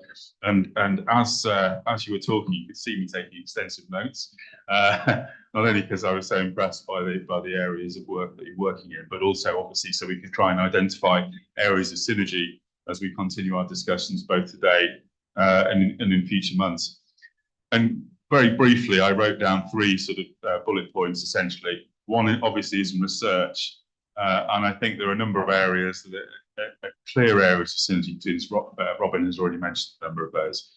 And I think Peter and I and other colleagues have a number of ideas about how we might be able to work with you to take some of those areas forward. The second area I quickly wrote down was sort of staff mobilisation.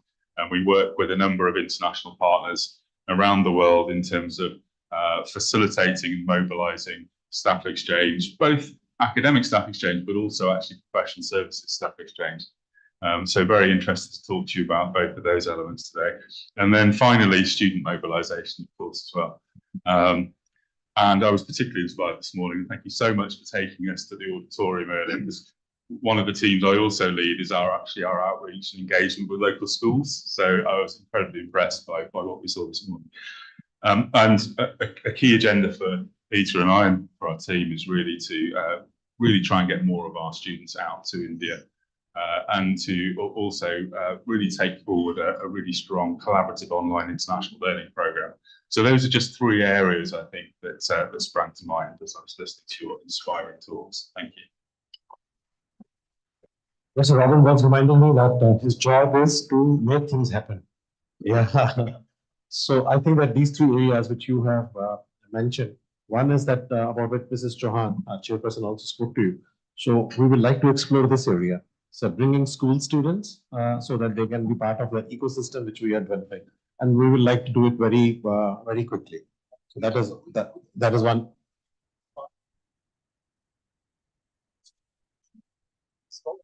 Yeah, absolutely. So, and especially psychology is the area where we would like to explore more. Secondly, I think that we also do a program called India Immersion Program. So where we would love to host your students. So that is our program where students from across the globe, they come over, they stay with us from 15 days to 30 days. And we are offering number of scholarships. And then we take them to the industry, identify a problem, they work with the industry, they do some program here. But at the same time, I think more importantly, they are able to understand Indian ecosystem. For example, we take them to Red Fort, but we also take them to DLF Mall. And then they write a report that how India has evolved. We take them to traditional Indian theater, right? That how they do it. But then we also show them that how Indian jazz is involved. And then they write about music, theater, and drama. So I think that that is something that's the second area which we like to do. And third, of course, the articulation and dual degree programs on which we like to work together. So two areas we have already done some work, but other areas, engineering and biotechnology. I think that these are the two areas which we'd like to send you the proposals. Thank you. Good afternoon, everyone. I'm Isabel Hussey and I'm the regional manager covering this area. I'd just like to echo really what Robin and Marcus and Peter have said already about thanks for hosting us today and the impact that it's had on us. So it's, for me, I've been here many times before and many times to India, and it's always a pleasure. So thank you very much. Many of you know me already, so I'll, conscious of time, hand you over to Radhika, unless you have any questions. Thank you, Isabel. Hello, everyone. As I mentioned in the beginning, it's always a delight to come back. It is actually like my second home, as Dr. Meghna mentioned. I can't be less thankful for the gracious host. The way you make the environment so warm and engaging is absolutely phenomenal. And congratulations to everything you're doing. I am the country officer. I'm sure, most of you know me. Thank you so much. It's an honor to be with all of you. Thank you. Thank you. Vice Chancellor, and that is my recommendation that if we will create a center, Sussex Center here, I have requested that maybe at least 2 days in a week you need to come here, and then you will be working very closely with our team. But everyone who's present, Radhika is one person who has brought two universities very closer to each other. We value your contribution. Thank you.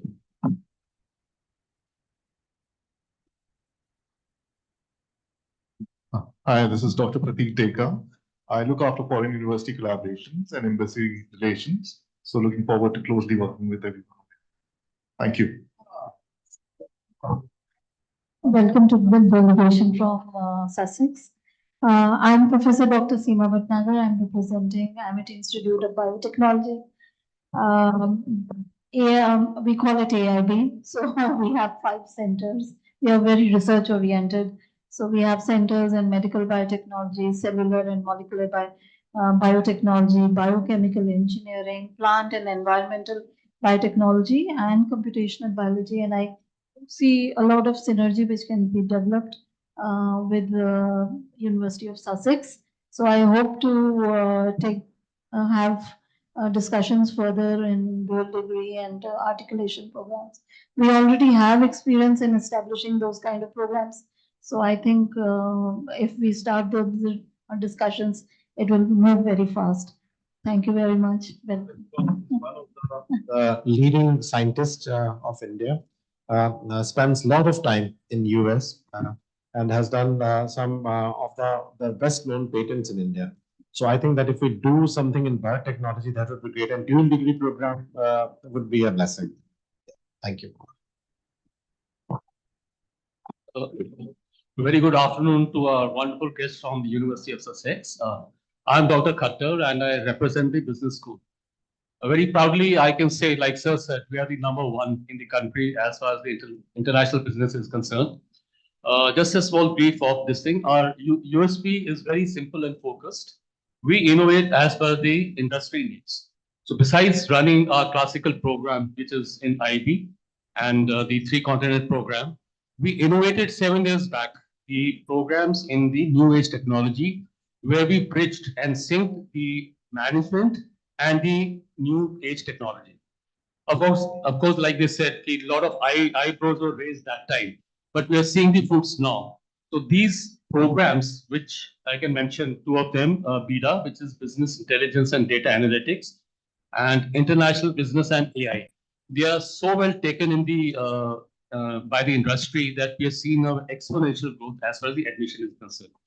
So as far as enhancing collaboration is concerned from the business school side, I can see it could be in the Part 3 programs, in dual degrees, training programs, research, both in joint research papers at student and faculty level, internships, projects, student and faculty exchange. I think this is interest. So looking eagerly forward to such collaboration. Thank you so much.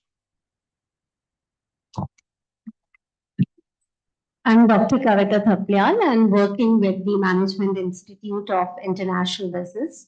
Apart from communication, I have been from past 4 years working in the new area in the new age technology known as cyber psychology. So as we talk about the disinhibition and the behavior of the cognitive minds on the cyberspace, I look forward that since your university is also more focused on psychology and sir is nurturing me in this area, so I look forward that how we can take some project and internship where on virtual cyber behavior, we can project some projects and can take up the AI part into neuro recognition of the facial expressions, or while speaking, like how communication and articulations can work and map the psycho insightful mindness of the human being.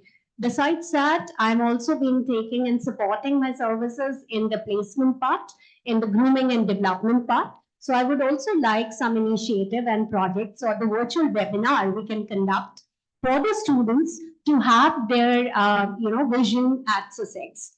And before coming to that university, what are the requisites which the student should groom in their personality, as well as some industrial online projects where we can work and synergize together. Thank you so much. Recently done some very good research projects with Jupyter. So I think that one of the areas which we would like to further explore is that can we do some joint research projects and consulting. So there are, I think, about 8-10 areas on which last month we deliberated and we shortlisted. We'll send you that list. So, and there are grants which are available. So, maybe that we can apply and then we will see that how to take it. Dr. Kavita, Dr. Mukherjee, Dr. Meghna, the three of them, they work on these research projects, and that's Dr. Rukma, whom you met. So four of them, they work on these research projects. So we'll send you this list, and then we'll take it from.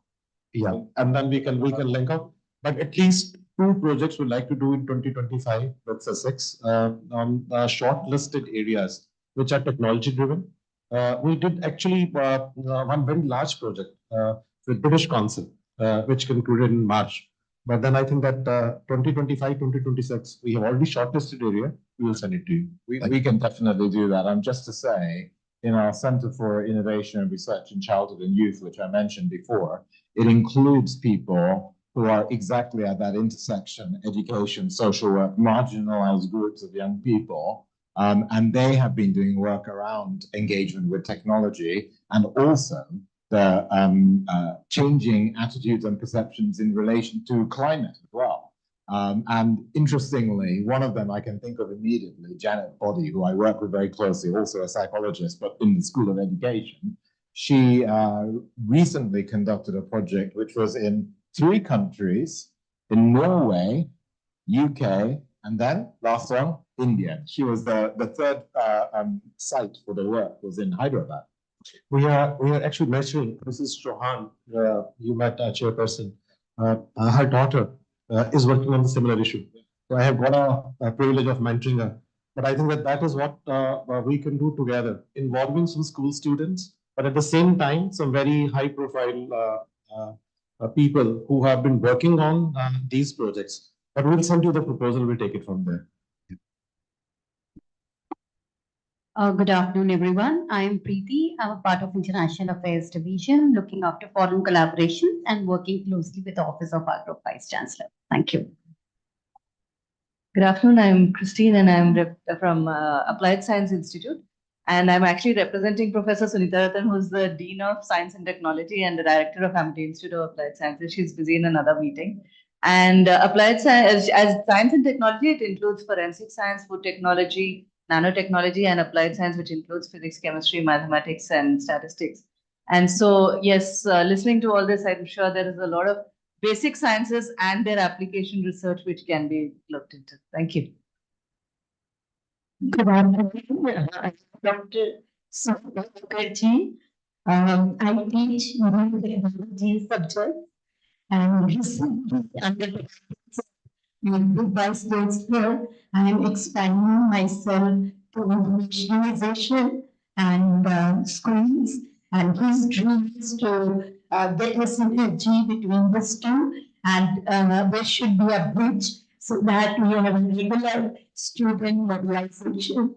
So, and definitely I would like to do some kind of contribution with AI and psychology. And sir, thank you very much for your guidance. We will do it. Thank you very much. Can I just respond on that one point? I know we're short of time, but just to say, the University of Sussex is a strategic partner of an organization called Brighton and Hove Citizens UK. And it brings schools together, as well as places of worship, different types of NGOs and charities. It brings them together to campaign on issues that they really care about. And I welcomed, again, couple of months ago, I welcomed about 150 young people, secondary school students, who were from the Citizens UK organization to our campus. And what do you think they chose to focus on as their next campaign? It was about the changes in digital technology and social media, all those points about likes, and the link with well-being and mental health. So I feel that that work connecting with schools and technology could be a really good fit. Thank you. Good afternoon. I'm Ayushi, and I work closely with our Group Vice Chancellor, Professor Dr. Gurinder Singh, and I also assist in the International Affairs Department. We look forward to have a symbiotic relationship with the University of Sussex. Thank you. A very good afternoon, everyone. I am Sheetal Chauhan, working in Group Vice Chancellor Sir's office also assisting in International Affairs Division. So as there were ample of discussions on dual degrees, joint research and student exchange programs. So looking forward to have much more stronger relationship between Amity University and University of Sussex. Thank you. Have a wonderful day ahead. Thank you. Thank you, Meghna. I'm Professor of Strategy, Program Director in the School of Management, and also the responsibility which has been given to me by Group Vice Chancellor is for academic collaboration and strategic partnership.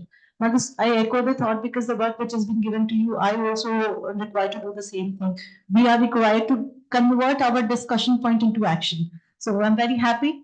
The team is not new to us. Known team, as I always say, Radhika, you look more of Amity side than less of Sussex side. And sir always said that you have been very, very strong, and we are very thankful to you for bringing both the universities together. We echo the thought. Professor Robin, your presentation was very, very, very inspiring. We're so happy to, and it was very emotional, very heartfelt. So we understand, we echo the thoughts. We have seen the student, the way they have been nurtured, and we completely, there's a synergy between us, and we are very, very confident that we together will be able to implement it very, very soon. And our first cohort will reach to University of Sussex very soon. Second, on research, I'm sensitive of time, and Sussex for research, every year we do a conference there in UK, and you are aware of it, and we are very hopeful, we are very confident next year when we file for IEEE, we discussed with Marcus in detail. Next year when we file for IEEE conference, we want to file it together because the topic will be cybersecurity, human psychology, and human biases. So we're working on that, the topic which has been given to us by Group Vice Chancellor, that to identify human biases when we talk about business decision making. So that will be the area, and I see the echo between both the university in this area. We discuss, Mr. Williams, we discussed that we'll be filing for Erasmus Plus, and we'll also be filing for UK project together for 2026. Very soon, the British Council will open the dates, and we'll discuss separately, and you will give me the name so that we file it together. And we are very hopeful that Amity Sussex will definitely have very beautiful outcomes. Thank you so much. My name is Yadav, and the Deputy Director General for International Affairs. As Dr. Gurindra Singh, Group Vice Chancellor, mentioned, I work very closely with him, focusing mainly on providing the excellent facilities that Amity has to foreign students. And I can very well relate to what Mr. Peter said, that we should get into a mutually beneficial partnership. And the litmus test of any partnership like that is when there is mobility from both sides of students, faculty, and ideas and thoughts. So we look forward to having students from Sussex on campus, whether it is for short duration programs like the Indian immersion program, or for semester exchange, or a dual degree, or a full degree here. I must compliment Professor Robin for a very lucid, educative exposure about Sussex. It's very inspiring, and we look forward to the collaboration with Sussex. Thank you. Thank you, everyone. With this, we come to we can say the beginning of another milestone where the synergy has to be synergized for more meaningful outcomes. And now the time has come to celebrate this occasion with the warmth, and I would request Preeti ma'am to kindly step forward for the felicitation ceremony. So it is indeed an honor, and please don't mind to put two synergy of your hands to the occasion. It is indeed a great honor and to have Professor Robin Banerjee, Pro Vice Chancellor, Global and Civic Engagement, Sussex University. It is such a proud moment, and the warmth that we synergize together with a great meaningful outcome. So a proud moment for each one of us.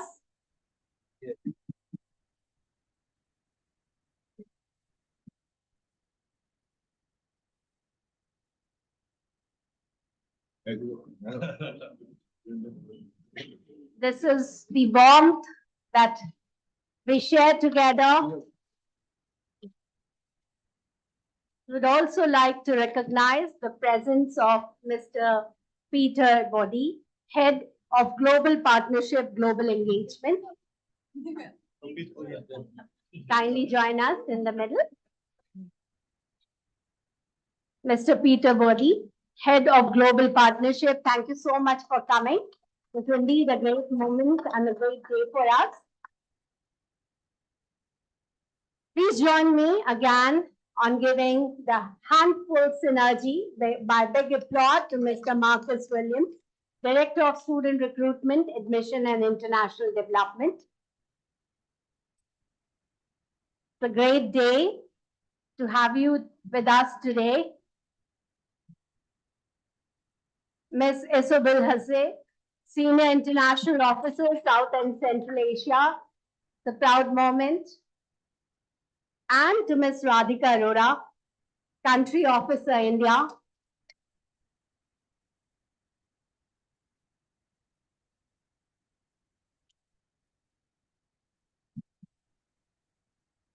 Thank you, everyone. Please, sir, please.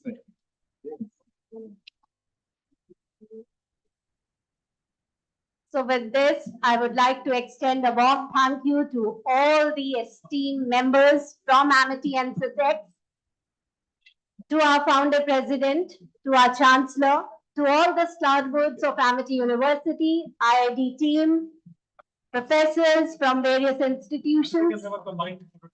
Yeah. And to our IT support system for the incredible support throughout.